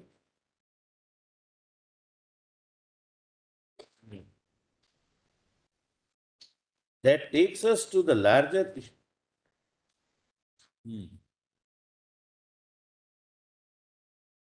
That takes us to the larger issue raised by Mr. Nambiar in the present appeals. He contends that the power of legislature to make laws retrospective cannot validly be exercised so as to cure the contravention of fundamental rights retrospectively. His contention is that the earlier act being dead and non-existent, the impugn notification contravenes Article 31(1), and this contravention of a fundamental right cannot be cured by the legislature by passing a subsequent law. This is not the question, but I may not trouble your Lordship. This he has also not fairly argued, my Lord, that curing of defect is not permissible, is not a case. Thank you. That's all? May I make a few? May I make a few submissions? Yes, yes, you have to add something. Yes, I have to add slightly. I will not add to what my the learner has said, but slightly different one on the consequence. Supposing I am only on mainly on the consequence, if it is held that it is, my lord, it is prospective and not retrospective, etc. My lord, what is the consequence? I am only addressing my lords on the consequence part, because other parts have been dealt with by the learned. Just one. Do we take it that your stand is after the stand of the government of India, Union of India, is that after the judgment in Subramanian Swami's case, the accused is not entitled to rely upon Section 6A as invalidating the prosecution? Is that the stand? That would be the stand. And the alternative stand is, I think even if 6A applies, what would be the scenario? No, that's something separate. The first and foremost stand is 6A is per se not applicable and cannot be taken as a defense. Violation of 6A cannot be taken as a defense. That In any case, protection is provided in terms of sanction. Yes. Before the prosecution is filed, sanction has to be obtained. and there will be protection even. Sir, only one, my submission was that it would not be hit by 20 sub Article 1. No, for- If your lordship makes it prospective, they can take No, protection that's of the- 6A. that's the second part. Yeah. That if we hold to the contrary, then it is not hit by section 20. Obviously, if we hold that it is not, it's retrospective, then it is not hit by Article 20 clause. Otherwise, it has to be, it will be always prospective. Yes. Because otherwise, if we say that it's not a part of procedure but substantive law, But your lordships can under 142 say that let it be let the judgment be prospective. And the protection which was available may continue to be available. I am not against that protection. My stand is the I same. just wanted to clarify that the procedure is not a part of 20 sub-article 1. That's Mr. Mehta, just be very, I think you are very clear in your submission. You said it's a part of 6A is a part of procedure. So once it's declared to be unconstitutional, being a part of procedure, no substantive right is given to the accused. The judgments are retrospective because they declare the law. They do not create a new law. And therefore, unless the judgment itself says it is prospective, or we say it's prospective, it will be retrospective, or the defect is cured. or the defect is clear. Grateful. In any case, one thing is there, one argument. See, it's the part, 6A is the part of inquiry or investigation at the initial stage. It's not even at the stage of filing of the charge sheet or cognizance or framing of the charge, because in that case, again, you have to take prior sanction. That is the mandate. Even if there is it the case that if sanction is granted or approval is granted on the 6A, then you don't take sanction on the 19? That's not the case. You have to take sanction on the 19 Because sanction will be after the evidence is collected. after evidence is collected. So it's really at the initial stage. So protections are multifariously built into the system itself to protect the innocent or anybody being prosecuted, wrongly being prosecuted. Right. The only concern which we were a little bit concerned is with regard to 17A, because that's a very, very important provision. Yes. It should not be affecting the policy making. In fact, my stand is that 17A has to apply. That is my stand. Whether That it will apply retrospectively? it will not. cannot- I'll it cannot tell you apply. Why? I'm not saying it will apply retrospectively. Cannot. It will lead to I'm difficulty. saying that today, because the investigation today will start once my lords hold that as far as 6A, the striking down of 6A is retrospective. But my lords may kindly have a look that it applies 6A, and the rigors of 6A will still stand for the intervening period from till to May 2014 till the judgment is delivered. That is one stand which the other side has taken, my lord, if my lords recollect. They say that the immunity will continue. That's Correct, what correct. they're saying. Because they brought it under the Yes, immunity. my lord. Now, what is the effect of the immunity continuing? That is what I'm going to address, my lords, only on that aspect. And therefore, kindly have a look at 2 or 3 provisions. My lord. First, 6A, my lord, 6A deals only with inquiry and investigation. My inquiry is defined, my lord, my note is there, my lord. My lords may kindly have a look at my note. We'll talk to the other side.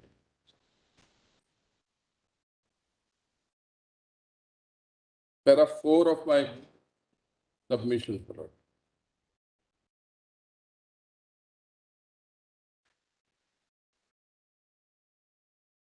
The prohibition under 6A is at the stage of inquiry or investigation, not beyond that, as my lord rightly said. my lord. My inquiry is defined under 2G of the code, section 2G of the code, my lord, which I've extracted in para 5 of my submissions, my lord. Inquiry means everything other than a trial conducted under this code by a magistrate or a court. My Hardeep Singh versus State of Punjab Constitutional Bench judgment, my lord, your lordships have held that stage of inquiry commences that I've extracted insofar as the court is concerned. That's fine.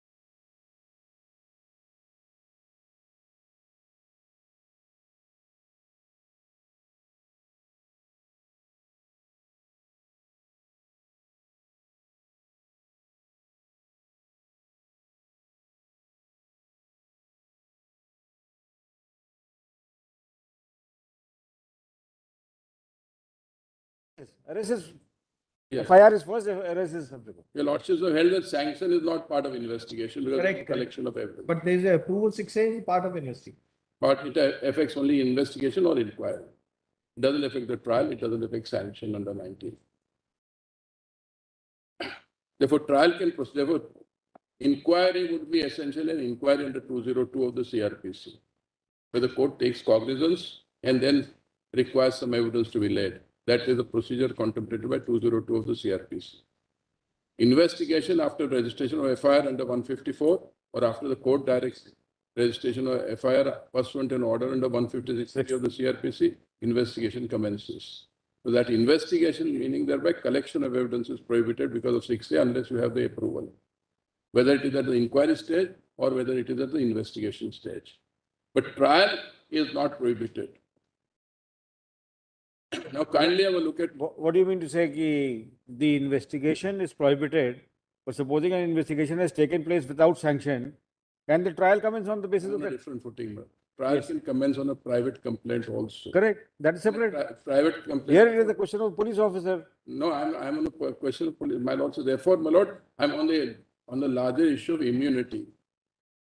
So 6A doesn't give him immunity from trial. There may be a scenario where trial can be conducted despite the provision in the 6A. That is my submission. Because in a private complaint, Antule's case, your lordships have held that a private complaint lies. Then the issue would be, can the court proceed with the matter without sanction? Sanction is not part of investigation. Therefore, sanction hurdle. Where there is a complaint under 200 and the. Will not come in the way of a private complaint. Correct. That is one. Secondly, my lord, this is in the context of immunity. There's a slight overlap, my lord. The second proposition is this, that the restriction in the 6A is only confined to investigation under Delhi Special Police Act. Right. Your lordships have held, my lord, I'll cite one judgment, my lord, where the issue was investigation was conducted by three judges bench, my lord, by officers other than the CBI, that is officers coming within the purview of Delhi Special Police Act. The contention which was raised that because of application of Section 3, only the CBI has the power, exclusive jurisdiction to investigate. That was repelled by your lordships, and therefore, there may be a case where investigation is carried out by an agency which is not covered by DPSC. If that is the case, there is no protection in the 6A. My lords may kindly have a look. Therefore, that immunity, there may be an immunity or there may be a protection, but that is not absolute or that is not universal, but that is a restricted protection. Have judgment given that Sharma. Huh?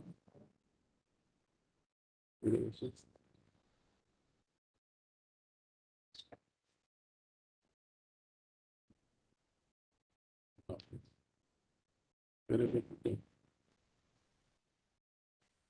That will be good.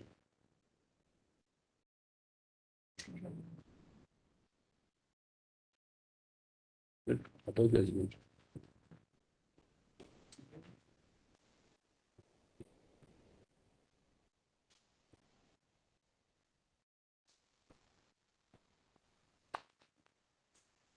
Yes, that is, my lord, page 9 of my written submission, AC Sharma versus Delhi Administration, my lord. 731 SCC 726. 1973, 1 SCC 726. 73, volume 1 SCC 726. Relevant paragraph is paragraph 13, which I have extracted, my lord, at page 9 of my submissions. You given that? Judgment is in my compilation, volume 2, my lord. But I have extracted the relevant portion at paragraph 13. That's fine. The scheme of this act does not either expressly or by necessary implication diverge the regular police authorities of their jurisdiction, powers and competence to investigate into offences under any other competent law. As a general rule, it would require clear and express language to effectively exclude as a matter of law the power of investigation of all the offences mentioned in this notification from the jurisdiction and competence of the regular police authorities conferred on them by CRPC and other laws and to vest this power exclusively in the DPSC. The DPSC Act seems to be only permissive or empowering, intending merely to enable the DPSC also to investigate into offences specified as contemplated by Section 3 without imparting any other law empowering the regular police authority to investigate offences. This was under the 1947 Act, my lord. My lords may kindly have a look. And as far as 1947 Act is concerned and also 1988 Act, the same thing which is there, my lord. Kindly therefore have a look at the provisions, my lord. Not much of a difference. The Special Police Act, you can see that. Is the document in the book. But kindly therefore have a look at the my compilation.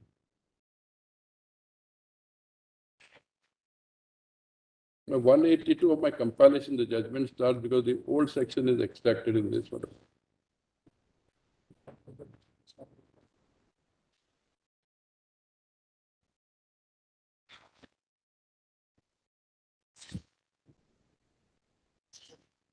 Five A of the old act, probably 17 of the new act, section 17. Which compilation? My today's compilation, that is volume 2 of my today's compilation.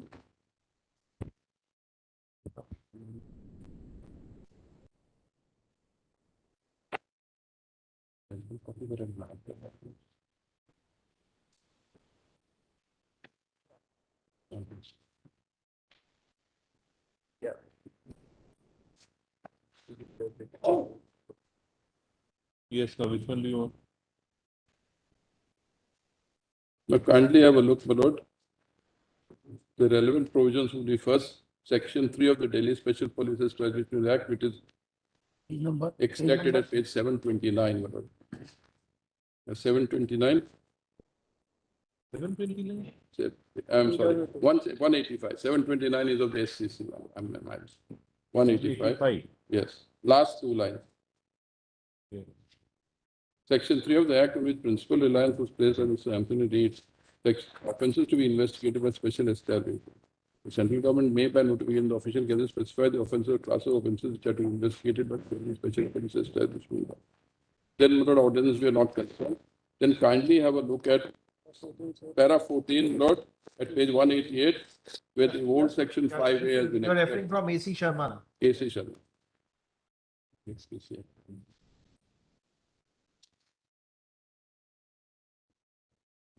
Yes. Turning now to the Prevention of Corruption Act, we find that this act was enacted March 1947, several months after the enactment of the Delhi Special Police Establishment Act, and for more effective prevention of bribery and corruption. By virtue of Section 3 of the Act, an offence under Section 165 IPC was made cognizable for the purpose of CRPC, notwithstanding anything to the contrary. 165 is now deleted, made part of the new Prevention of Corruption Act. Section 4 provides for presumption certificate. Section 5 defines criminal misconduct and also provides for punishment for such offences. It is further provided for punishment of habitual commission of offences under Section 162, 163, 165 IPC and renders punishable attempts to commit some offence. Section 5 is expressly stated to operate in addition and not in derogation of other laws. Section 5A, which is of importance, may here be set out. Section 5A, investigation into cases under this Act, notwithstanding anything contained in the Code of Criminal Procedure. No police officer below the rank A in the case of Delhi Special Police Establishment Act of an Inspector of Police, B in the presidency towns of Calcutta and Madras of an Assistant Commissioner of Police, C in the presidency towns of Bombay of a Superintendent of Police, and D elsewhere of a Deputy Superintendent of Police, shall investigate any offence punishable under 161, 165, 165A of the Indian Penal Code or under Section 5 of this Act. Section 5 is now Section 13 under the new 88 Act. Without the order of a presidency magistrate or a magistrate of the first class, as the case may be, or make any arrest thereof without a warrant, provided that if a police officer not below the rank of an inspector of police is authorized by the state government in this behalf by general or special order, he may also investigate any such offence without the order of the presidency magistrate or a magistrate of the first class, as the case may be, or make arrest thereof without a warrant. Provided further the offence referred to in clause E of subsection 1 of section 5 shall not be investigated without the order of a police officer not below the rank of superintendent of police. And then if from information received or otherwise a police officer reason to suspect the commission of offence which is empowered to investigate under subsection 1 and considers that for the purpose of investigation inquiry into such What is offence, the, what is the purpose of this? the purpose is, my lord, under the Prevention of Corruption Act, officers other than the Delhi officers falling within the purview of Delhi Special Police Act are entitled to investigate. And the prohibition is only with respect to the officers coming in the purview of DPSC. That is the proposition that I mean. Now kindly have a look at the new act, which is section 17, so it is almost similar. And the Section 17 Prevention of Corruption Act. Prevention. Therefore, my lord, there is no embargo on other police officers to investigate into the offence under the Prevention of Corruption Act. Not covered by DSP. Not covered by DPS, the Delhi Special Police Act, and therefore not covered by the embargo contained in section 6A. This, of course, my humble submission should have been considered in Subramanian Swami's case, and they would have found one more reason for discrimination, but it is not considered. Then, my lord, therefore, now my lords may kindly have a look. Even if the embargo was there, the government servant could have been tried, provided it's a private complaint or provided it's an investigation. Not Other than DSP. Not under the Delhi Special Police Act. That is one submission that I am making. Therefore, this immunity is not a total immunity. There are contingencies or there are situations where the officer concerned, despite section 6A, not having been followed, can still be prosecuted and a trial can be conducted. Can you just point out the portion in Athule's judgment which says the private complaint is? Yes, my lord. That I have extracted also. That is para 20. Para 6 of something. I have extracted it para 4, Just page 4, para 8. This is not that. This is this one. Page 9, my lord. Page 9 of 9. Just Page 9 of my read A.C. Sharma. That is the portion which refers to here and there. Yes, just below that. Trial on a private complaint, my lord. Reference may be made to the decision of this honorable court in R.S. Naik versus Antule, 84-2 SCC 500, wherein this honorable court has held private complaints are maintainable in corruption cases and held as under. But relevant at 11, I have underlined, my lord.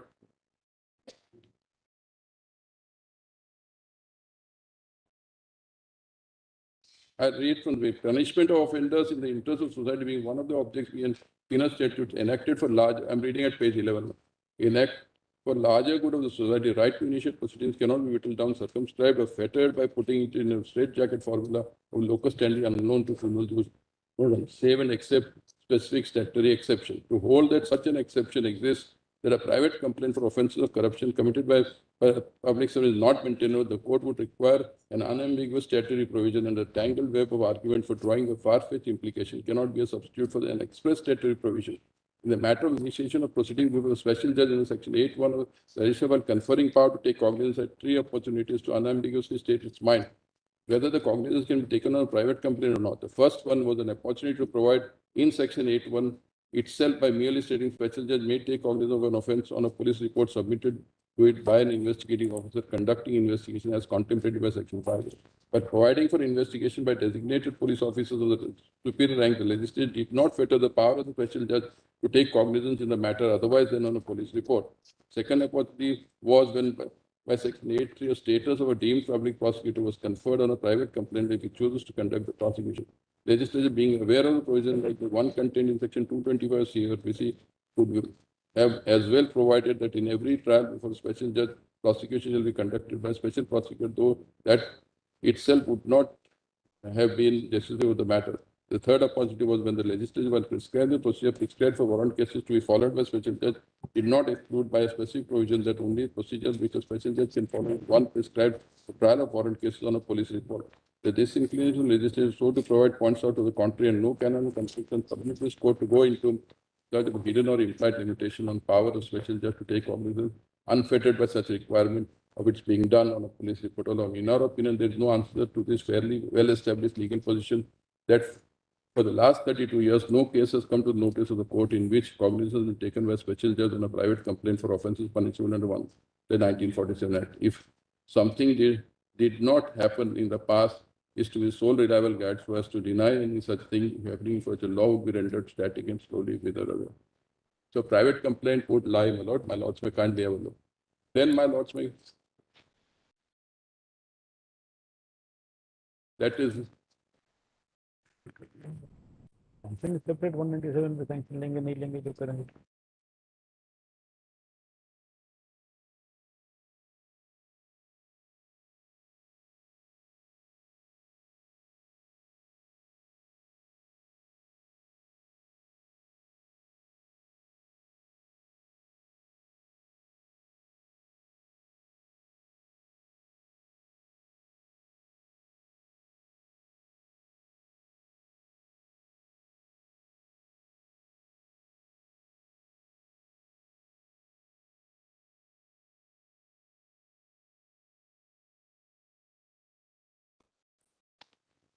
so.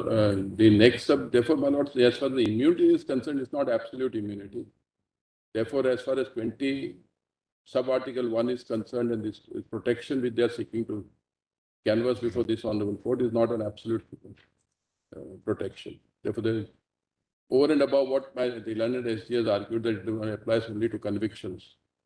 This is an additional point that even if it is assumed that it applies to protection, their protection has to be absolute, not a truncated protection as now I've demonstrated. The next submission is this, Madam. Supposing it is held to be prospective. The Subramaniam Swami's judgment is prospective, and that 6A on the date it was enacted till Subramaniam Swami's judgment was in force and applies. Then two situations would arise. One is that evidence is yet to be collected because there is no approval under 6A, or evidence has been collected in breach of 6A without approval. If 6A permission would have been granted, they would not be here before my lord. So it is assumed that 6A approval has not been granted. So two situations arise. No approval, you have collected evidence, either partially or totally, or no, and you have not collected evidence. Let us take scenario number 1, where evidence has been collected, because investigation means collection of evidence. If in breach of a statutory provision, like 6A, evidence has been collected, what could be the effect? Even assuming that 6A is mandatory, would they get any protection? The question which I'll have to answer, according to me, no protection will be granted. Court can still take cognizance, and if cognizance is taken, that cognizance cannot be set aside on the ground that the evidence was collected illegally. This is as far as the first part is concerned. The second part is this. Supposing evidence is not collected, and the police now want to collect evidence. But now if they want to collect, there's no question of giving any approval under 6A because 6A is not in force today. Therefore, the only thing is 17A.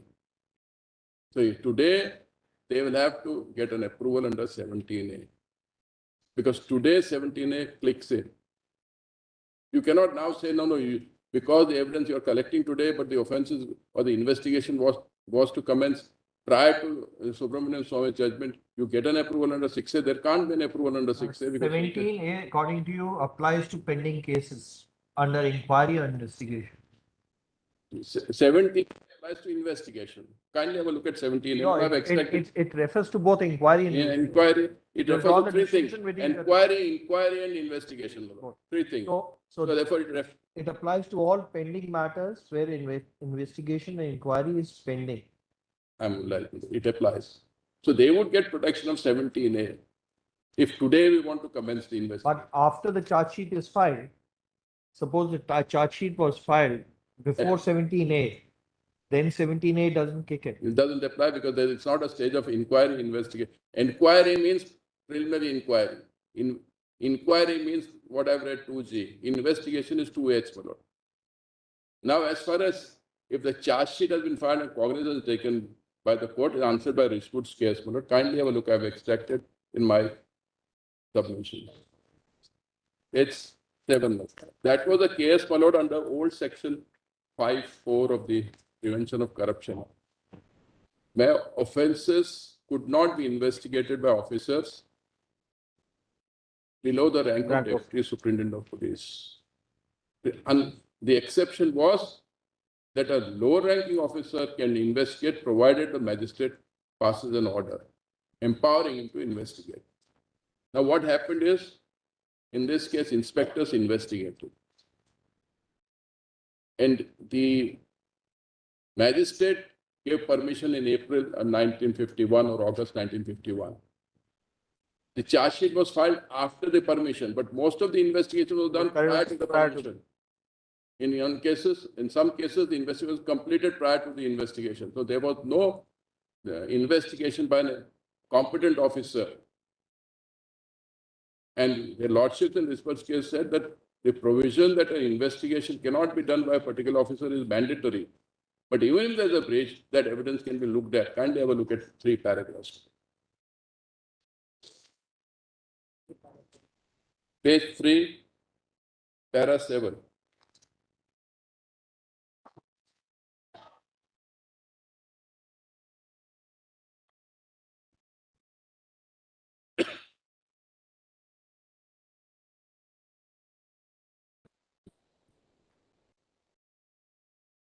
Yes.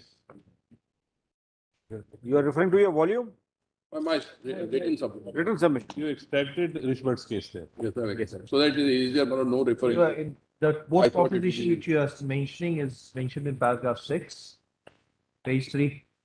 Yes. Evidence already gathered as Yes. part of investigation, evidence. Evidence not so gathered because of prohibition contained in so and so. In case of situation 1, where evidence is gathered, the question which my lords put to me, my lord. Issue will boil down to whether such evidence is used in the trial in view of the bar contained in 6A of DSP, which was not struck down at that time.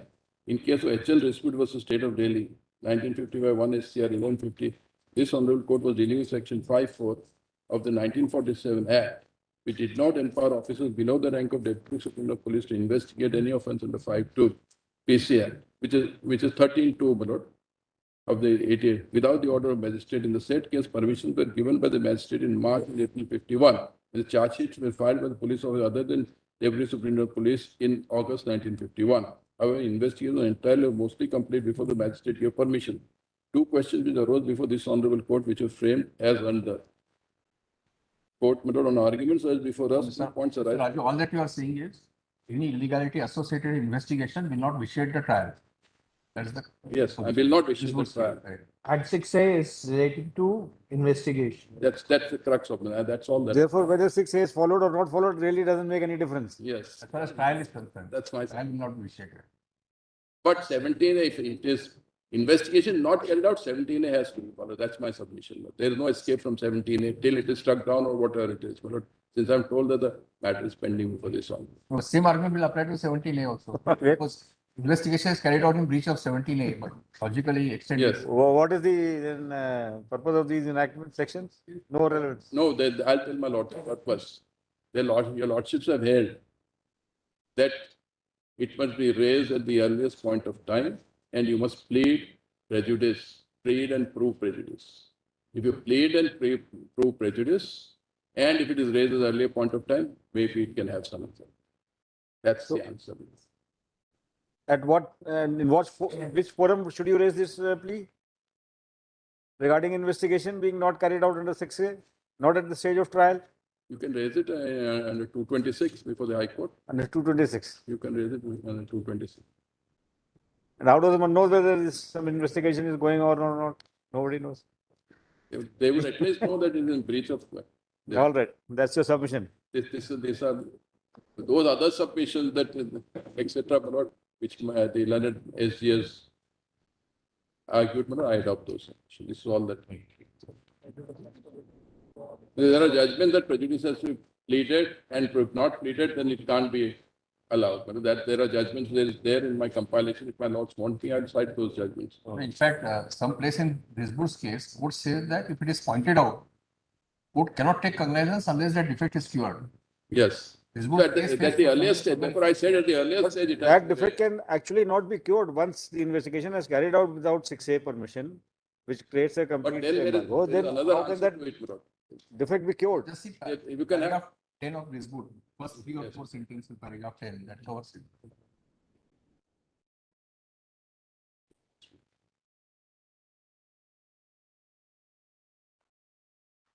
Now, before I go to risk board, one submission more. Supposing there has been a breach of secret, doesn't preclude further investigation after taking permission. That's right. Therefore, it can be that breach. Prior to that, what will happen in post 6A's permission That investigation? breach can be breached, That breach can be. unbreached. Okay, my lords are asking me to read. Paragraph 10. Yes, ma'am. Page It 100. does not have a follow that the invalidity of the investigation is to be completely. Just 1 second. That must be. But then the whole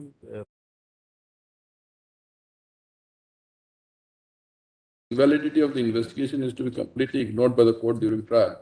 When the breach of such mandatory provision is brought to the knowledge of the court at a sufficiently early stage, the court, while not declining cognizance, will have to take necessary steps to get the illegality cured and defect rectified by ordering such reinvestigation as the circumstances of an individual case may call for. Such a course is not altogether outside the contemplation scheme of the code as appears from section 202, under which a magistrate taking cognizance on a complaint can order an investigation by police, nor can it be said that the adoption of such a course is outside the scope of the inherent powers of a special judge, who for the purpose of procedure at the trial is virtually in a position of magistrate trying a warrant case. When the attention of the court is called to such illegality at a very early stage, it would not be fair to the accused not to obviate the prejudice that may be caused thereby by appropriate orders at the stage, but to leave him to the ultimate remedy of waiting till the conclusion of the trial and of discharging this somewhat difficult burden under section 537, which is now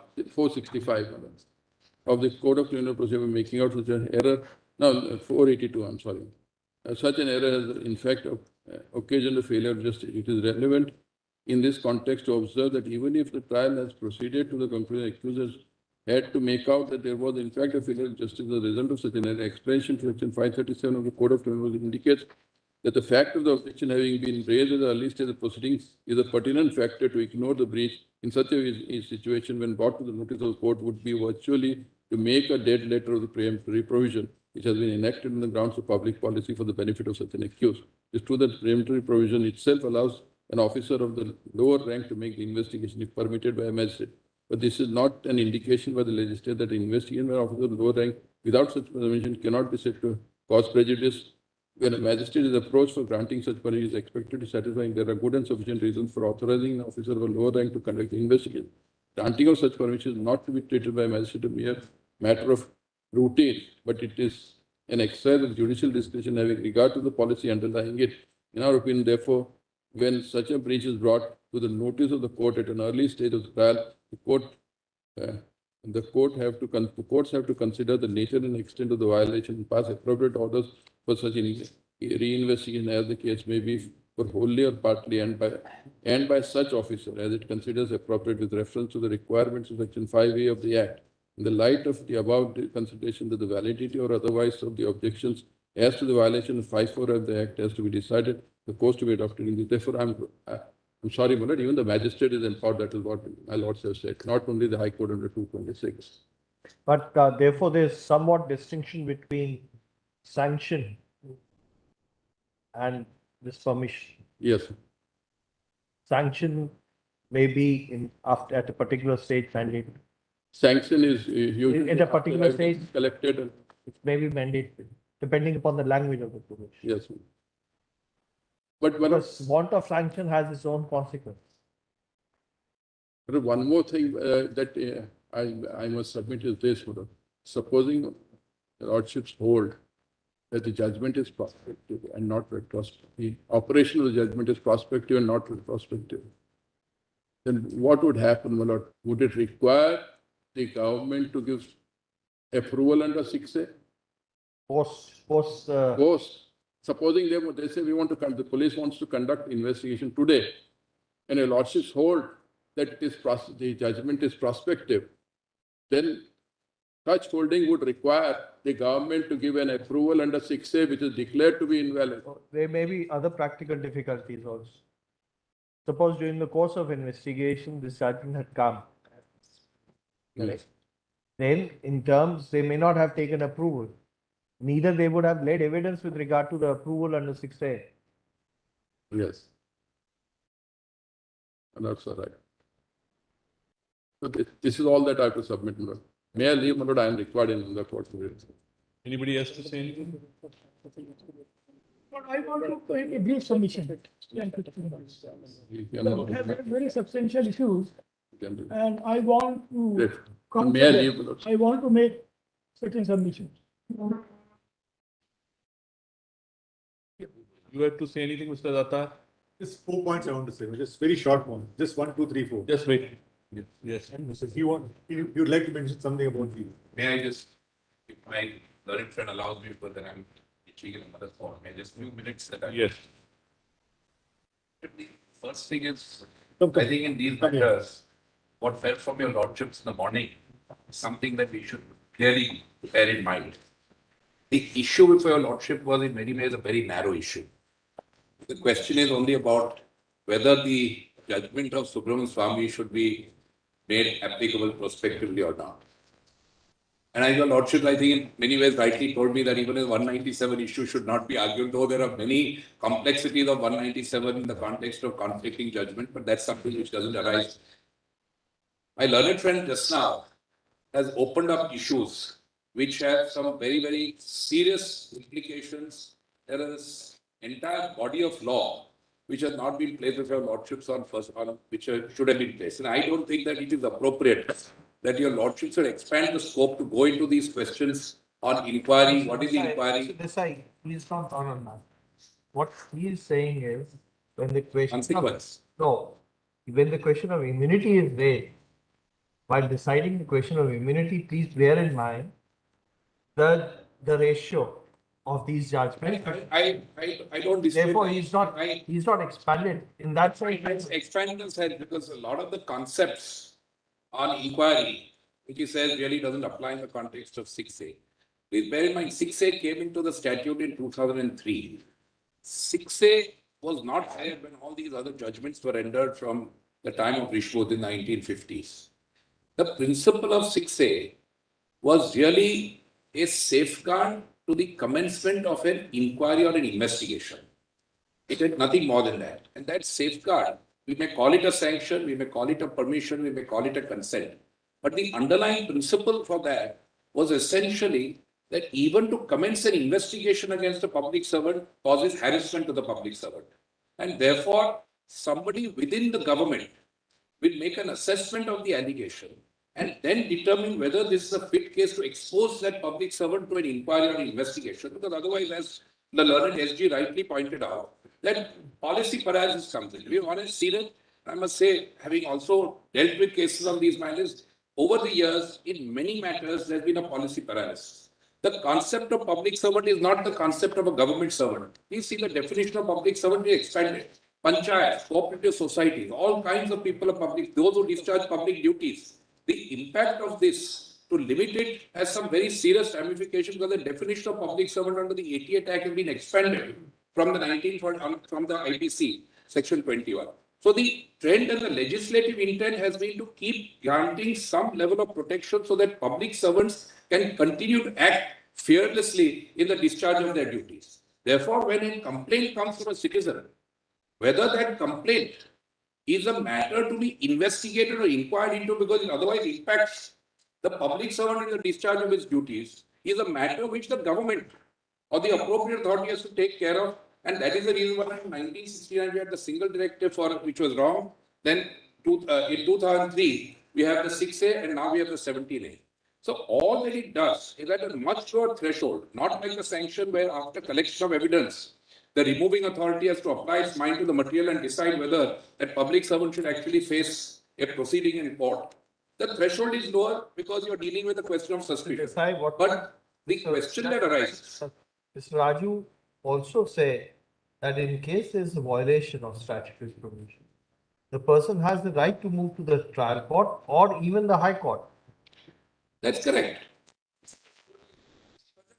example. Bhajan Lal considered a case under the Prevention of Corruption Act.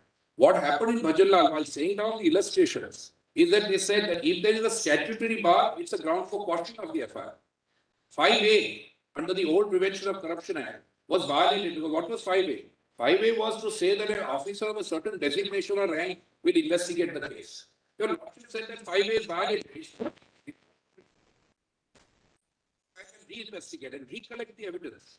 Why is it that the legislature has said that a public servant investigation should be ordinarily done by a senior officer and not by a junior police officer? That is one level of further protection to a public servant who understands the discharge of the duties and is responsible. Why is it that the legislature says that Prevention of Corruption Act cases should be tried by session judges? That's senior experienced judges. The legislative intent is that all that 6A did was to give that added level of protection or safeguard. Your lordship is saying it's a protection. It's a safeguard for public servant in the discharge of all his duties. And since the appropriate authority understands the nature of the allegation which is being made, because citizens may make all kinds Mr. of. Desai, this argument has limited significance. His Yes, answer sir. to his submissions of complete immunity. That was the only point issue made. All I'm saying is that it only really, if your lordship were to, as I said, I don't know how your lordship is trying to do it, but in the morning your lordships have a view. If all that is there is that the question of 6A is upheld because there's a lot of law surrounding all this. What is the legal implication? Evidence collected, is it valid, invalid? Morning, I said we will not go beyond. That's all I'm suggesting, because if your lordship sees, I think it is only because what is opening up so many different dimensions of criminal law, which will not be possible to deal with, and the implications of all that, because my learned friend is probably anticipating something else that may happen out of this, this observation. I think there is a body of law starting from Rishwood, which in many ways deals with the implications of all that. Over the years, your lordships have dealt with it. The question is today, should your lordship sitting in 5 judges without having the conspectors of all this once again start dealing with these aspects? And my humble submission to your lordship would be that we should not expand the scope, because otherwise we don't know where we are landing ourselves. Which, as your lordship says, of course, it's very good for the bar because we'll be sitting and arguing on it. But I must tell your lordship, just as an example, Constitution bench in state of West Bengal versus Ghosh talked about 53 as the only provision under which 20 comes in. Actually, penalty has been, your lordship have now determined the scope of penalty in a series of judgments. So that one has its own ramifications and implications, whether that's right, wrong, in some context. We'll confine ourselves to what is before us. And therefore, I only need to point out later on only one judgment which I think will facilitate what is falling from your lordship and what your lordship desires to do, because there is a direct judgment in the context of criminal matters. If I may take a minute of your lordship's time, or we may do it immediately after. Immediately after. Immediately. I'm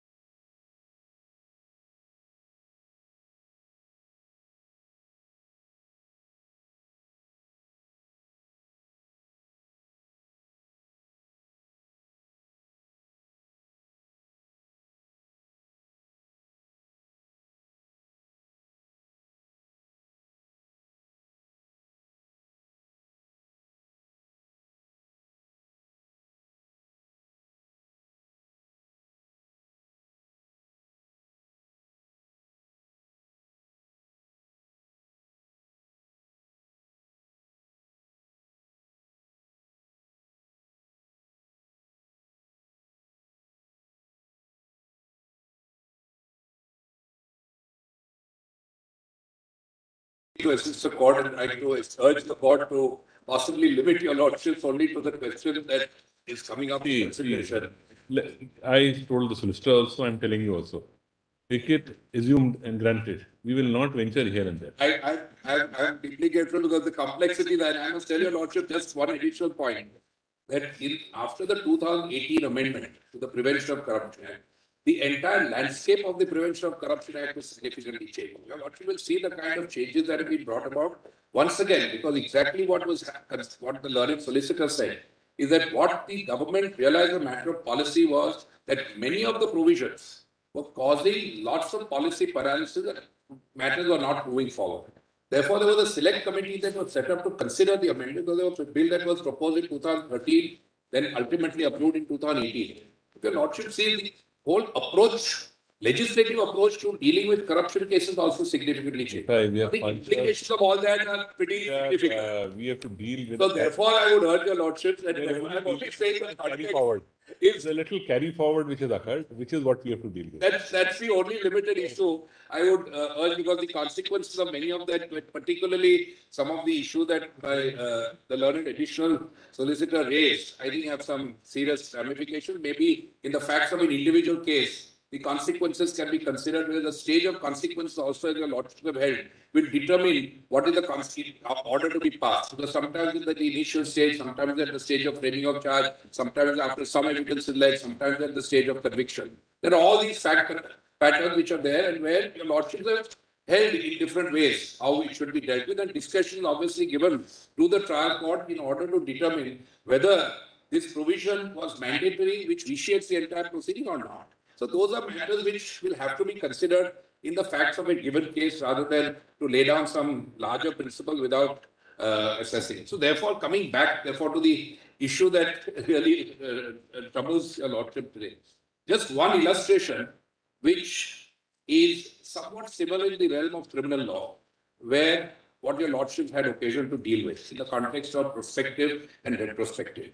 May I just hand over one judgment? Just give her in that. I'm not going to take your lordship to the series of judgments. Your lordship recollect in Mohanlal, your lordship sitting in 3 judges took a view in a narcotics case that a investigating officer cannot be the complainant, or the complainant cannot be an investigating officer. It vitiates the entire proceeding. And in Mohanlal, your lordships took a view that if the complainant and the investigating officer is one and the same, the entire conviction is vitiated. That was the view that was taken. The question that then came up for consideration was, if this is the law, then what happens to all the other convictions? Because ultimately, your lordship is dealing with fair trial. Fair trial is not just for the accused, but it's also for the state and the victim.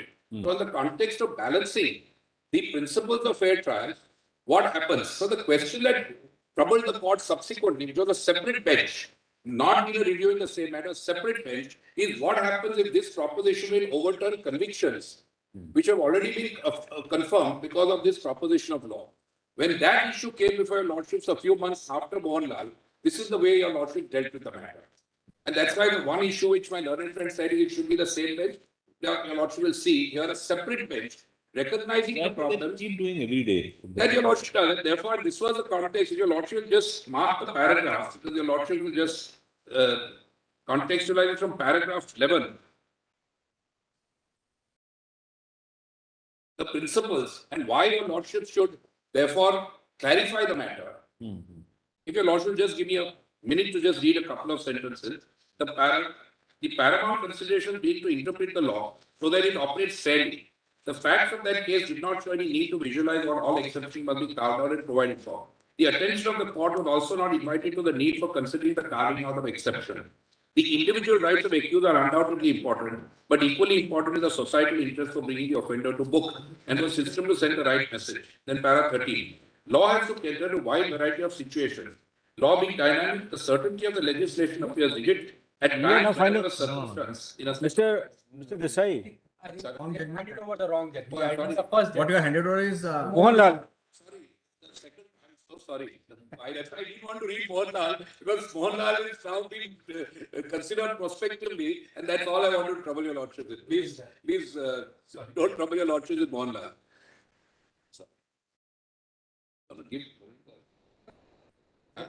Barinder is the This is where they clarified that it is prospective as a separate bench. So the only reason you are citing this is to show that the prospectivity is an issue which was decided by a different bench here. By a different bench, it also, in a sense, sets out the considerations as to when your lordship would need to clarify. Not a different way, but the case was different. No, case is different, bench is also different. Slightly different. Slightly different. One judge is changed. One by three different. That's right, but you'd say. Authoring judge will say. Which are the paragraphs? Just refer to the paragraph. Paragraph 11, Yes, paramount consideration. that you read.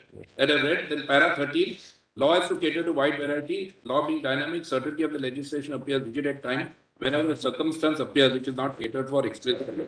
Expediency then dictates that the higher judiciary, while interpreting the law, considers such exceptions as are called for without disturbing the pith and substance. Because here is the issue of pith and substance, that the safeguard was not, But those are not, what is relevant, I think, is only para 15. and then para, lordship have had already gone ahead. 15 is the only relevant so far as the aspect you are saying. On the aspect.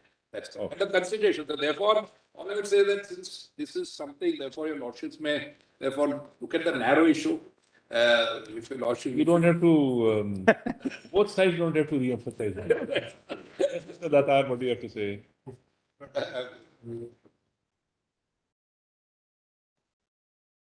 Very, very brief, just a little.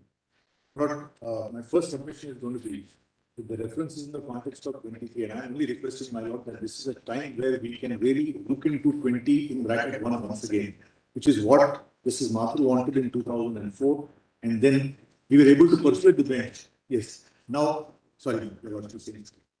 Procedure and substantive is a different situation. No, I'm only going to say that 6A should be treated as a substantive. Import, and clearly in view of constitution benches, we can't import a US point of view to the Indian point. No, I don't know why. And then to that extent, solicitors right, that means you're seeking a reference to a 7 judges bench.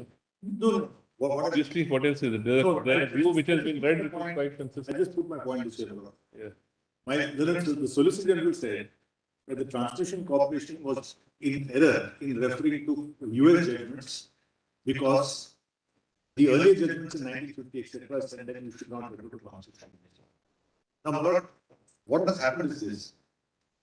The question of the US Supreme Court judgments which have said don't refer to Constitution is in the context of interpreting the meaning of the word void.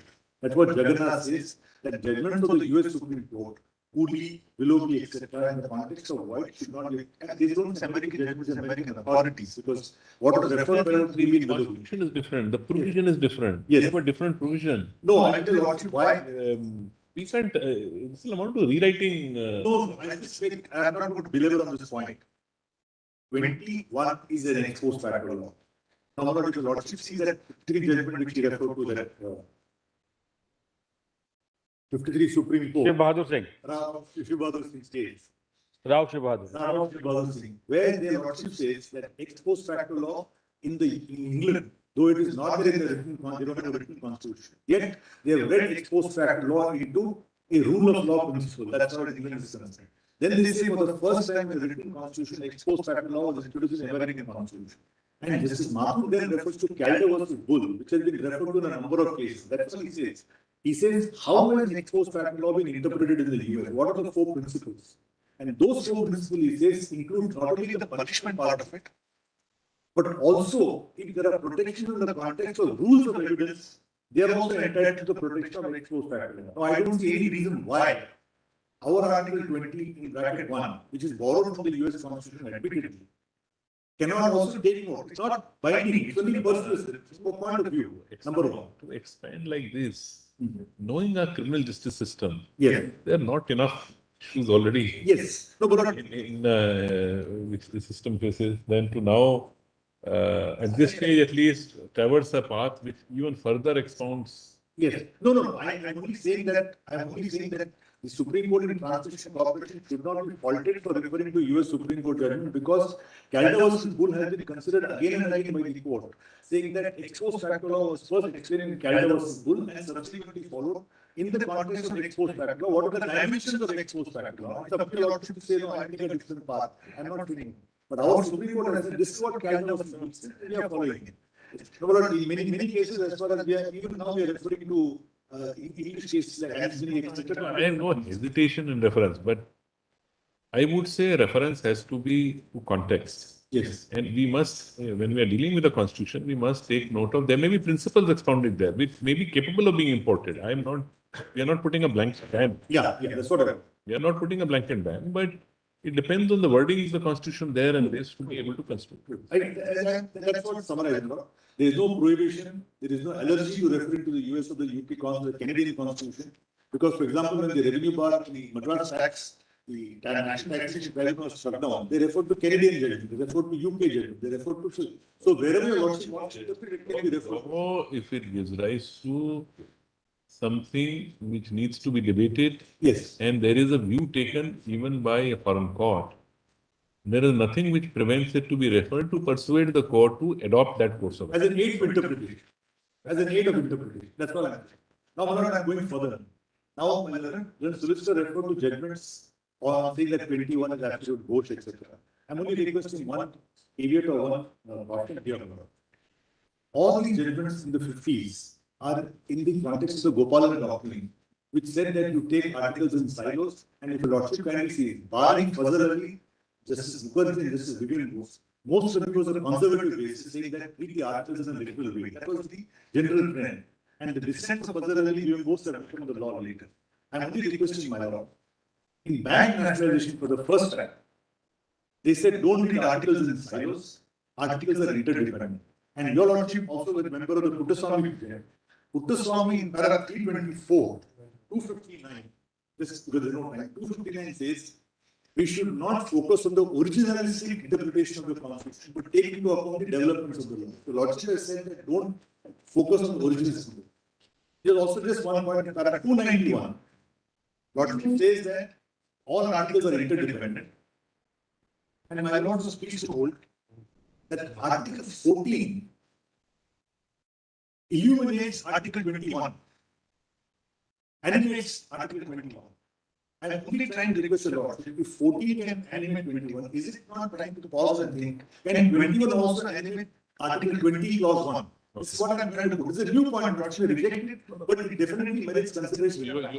You are entitled to expound that proposition. Exactly. Exactly. I can try. So what I'm submitting is, this is the time where what the Supreme Court in Transaction Corporation says, just not immunity. They said the substantive rights of the accused or the immunity. And if you lordship see the judgment referral order in paragraph 6, Lord, we took almost an hour to persuade the court not to take a view. First view expressed was, oh, nothing, once the law is declared, it's all gone. It took a lot of effort. That's why they said finally they were able to persuade us what the court records.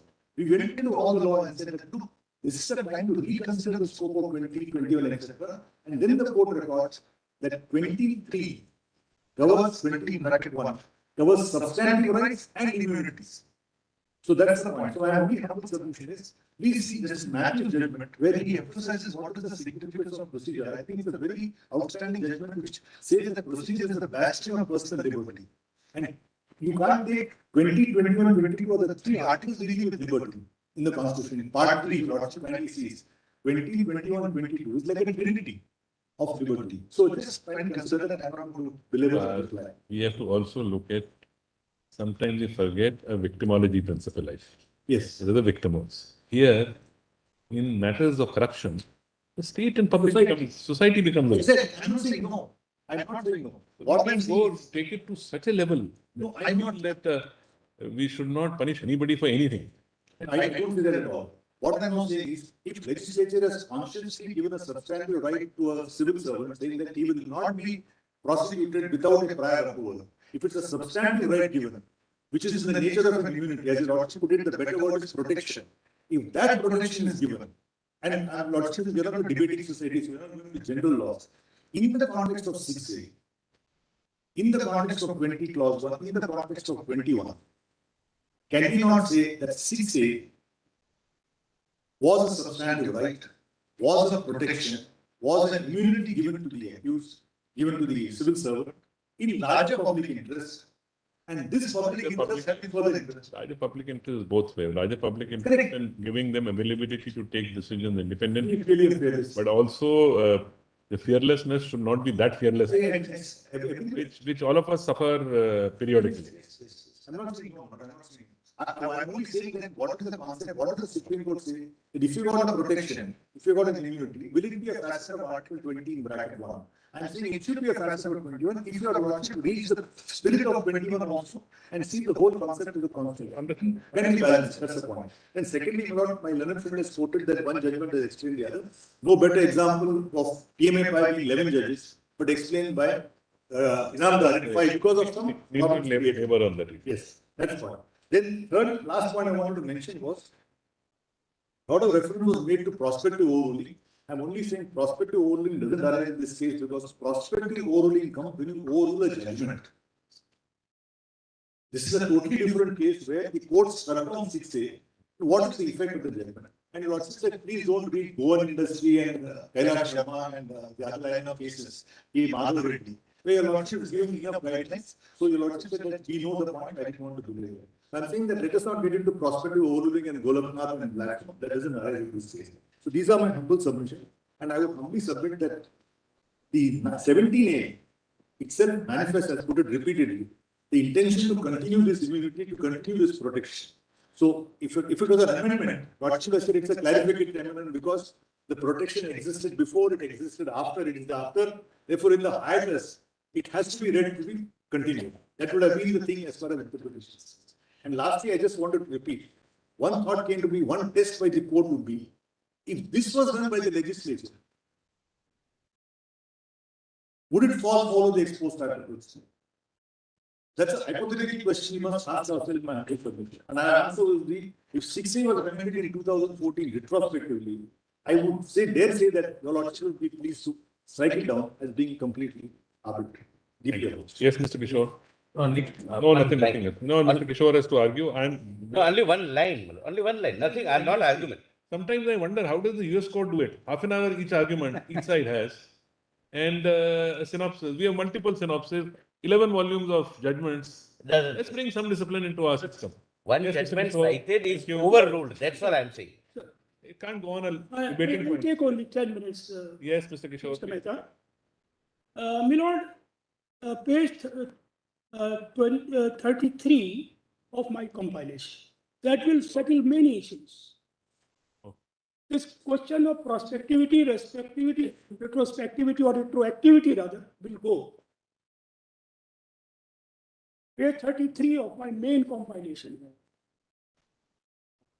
Para 8. Now, my lord, I have headed it like facts and chronology of the respondent's case do not allow retrospective operations. Can I read, my lord? No, sorry. Yes. The fundamental question is, Just one. Yeah, page number. page number 33 of my compilation. Para 8.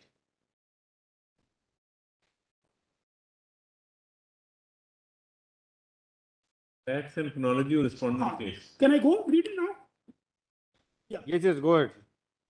Now, the fundamental question is as to which law should be applicable in a case. Obviously, the law existing at the relevant point of time should be applicable. Now, the question is, what is the relevant point of time? These you had read the dates to show to us the stages at which it had arisen. Mr. Kishore, It is 33, page number 33. I said in your opening arguments, you had referred to the stages as the stages of when case is registered. Right. Yes, my lord. Words. These dates you had read. So there was you were said there were different stages at which time. Yes, there were different stages. Yes. Stage 1 was, because my question, the question which I am putting to myself is that if a case keeps on pending for 10 years or 20 years or 30 years, and during that period the law keeps on changing, which law shall be applicable to that particular appeal? The case. That question I framed, that I am trying to address with the factual matrix of this case. So this case has certain stages. What was the stage 1? When the case was registered against the respondent, that was stage 1. The stage 2 was when the High Court Honorable High Court delivered the judgment declaring the CBI action as illegal. Section Stage 3 was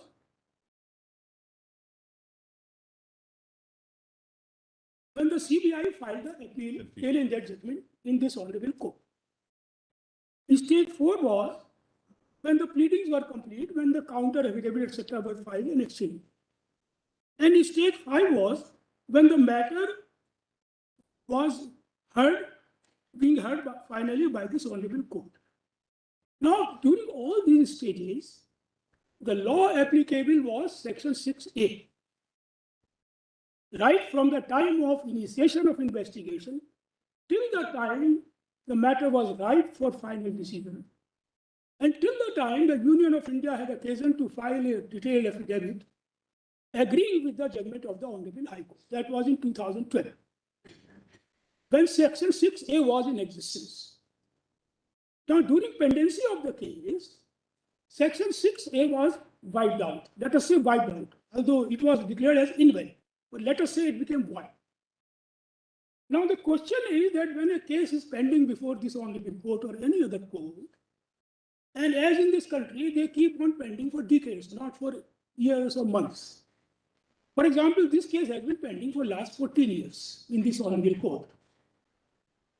Now, during those 14 years or 20 years, law will keep on changing because law is a work in progress, keeps on changing, depending on the socio-economic imperatives and a host of other values and other imperatives. Which law will be applicable to that case? That is a fundamental question. So my humble perception is that the law, either which was there at the time of commencement of lists, or which was at the time of challenging that action in the Honorable High Court and the time of deciding by the High Court that, or when they challenged that judgment in the Supreme Court that, or when the pleadings were complete and the matter was ripe and due for final hearing, that must be applicable.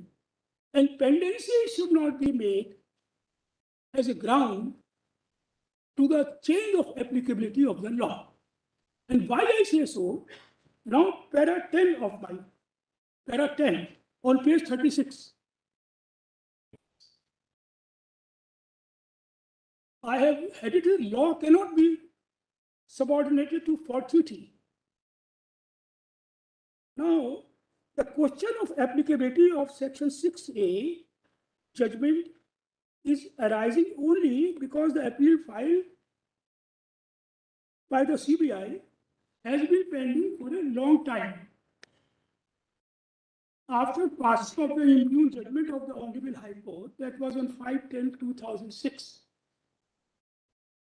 Retrospective application of the Subramaniam Swami's 6 May judgment, 6 May 2014 judgment, in the respondent's case means that it is the pendency of the case which will determine as to which law should be applicable to a particular case. When a particular case will be finally decided is a fortuitous circumstance. Some cases are decided early, some cases get delayed.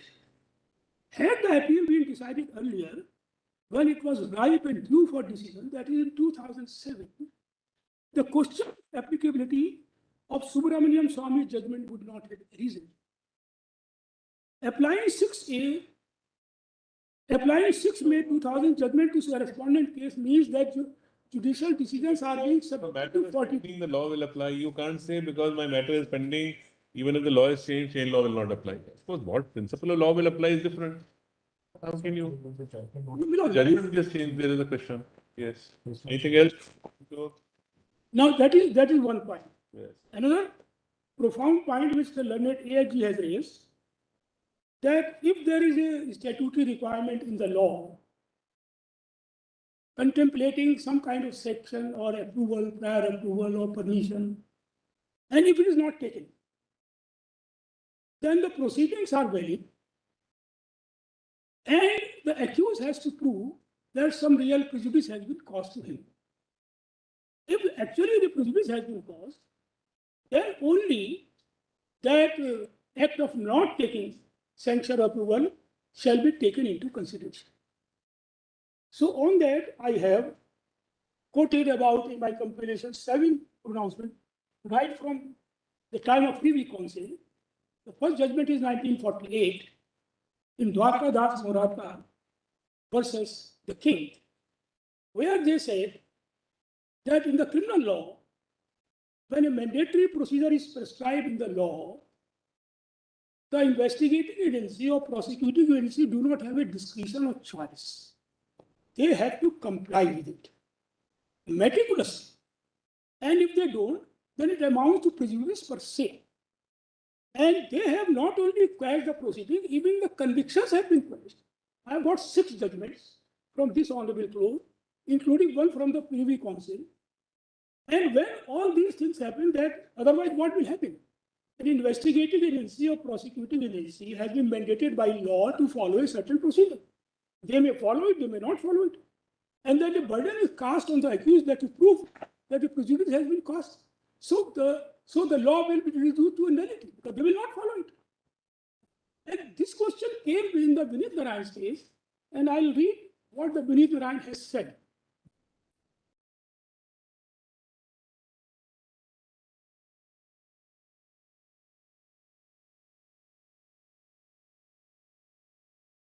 Now this is 1988 SCC 889. See, you said 10 minutes, we have got 2 minutes, you may conclude. If you start reading, it will not finish. We spent 6 hours on this matter. This is last. Small time. This is my last sentence. Okay. Just kindly read what the Vineet Narayan has said. Yes, read.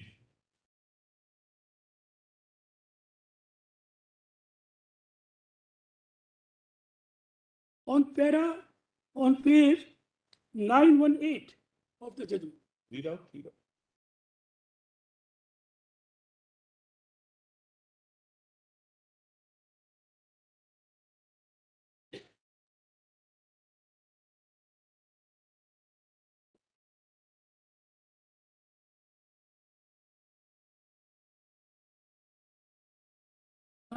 Para 29, my lord. Yes.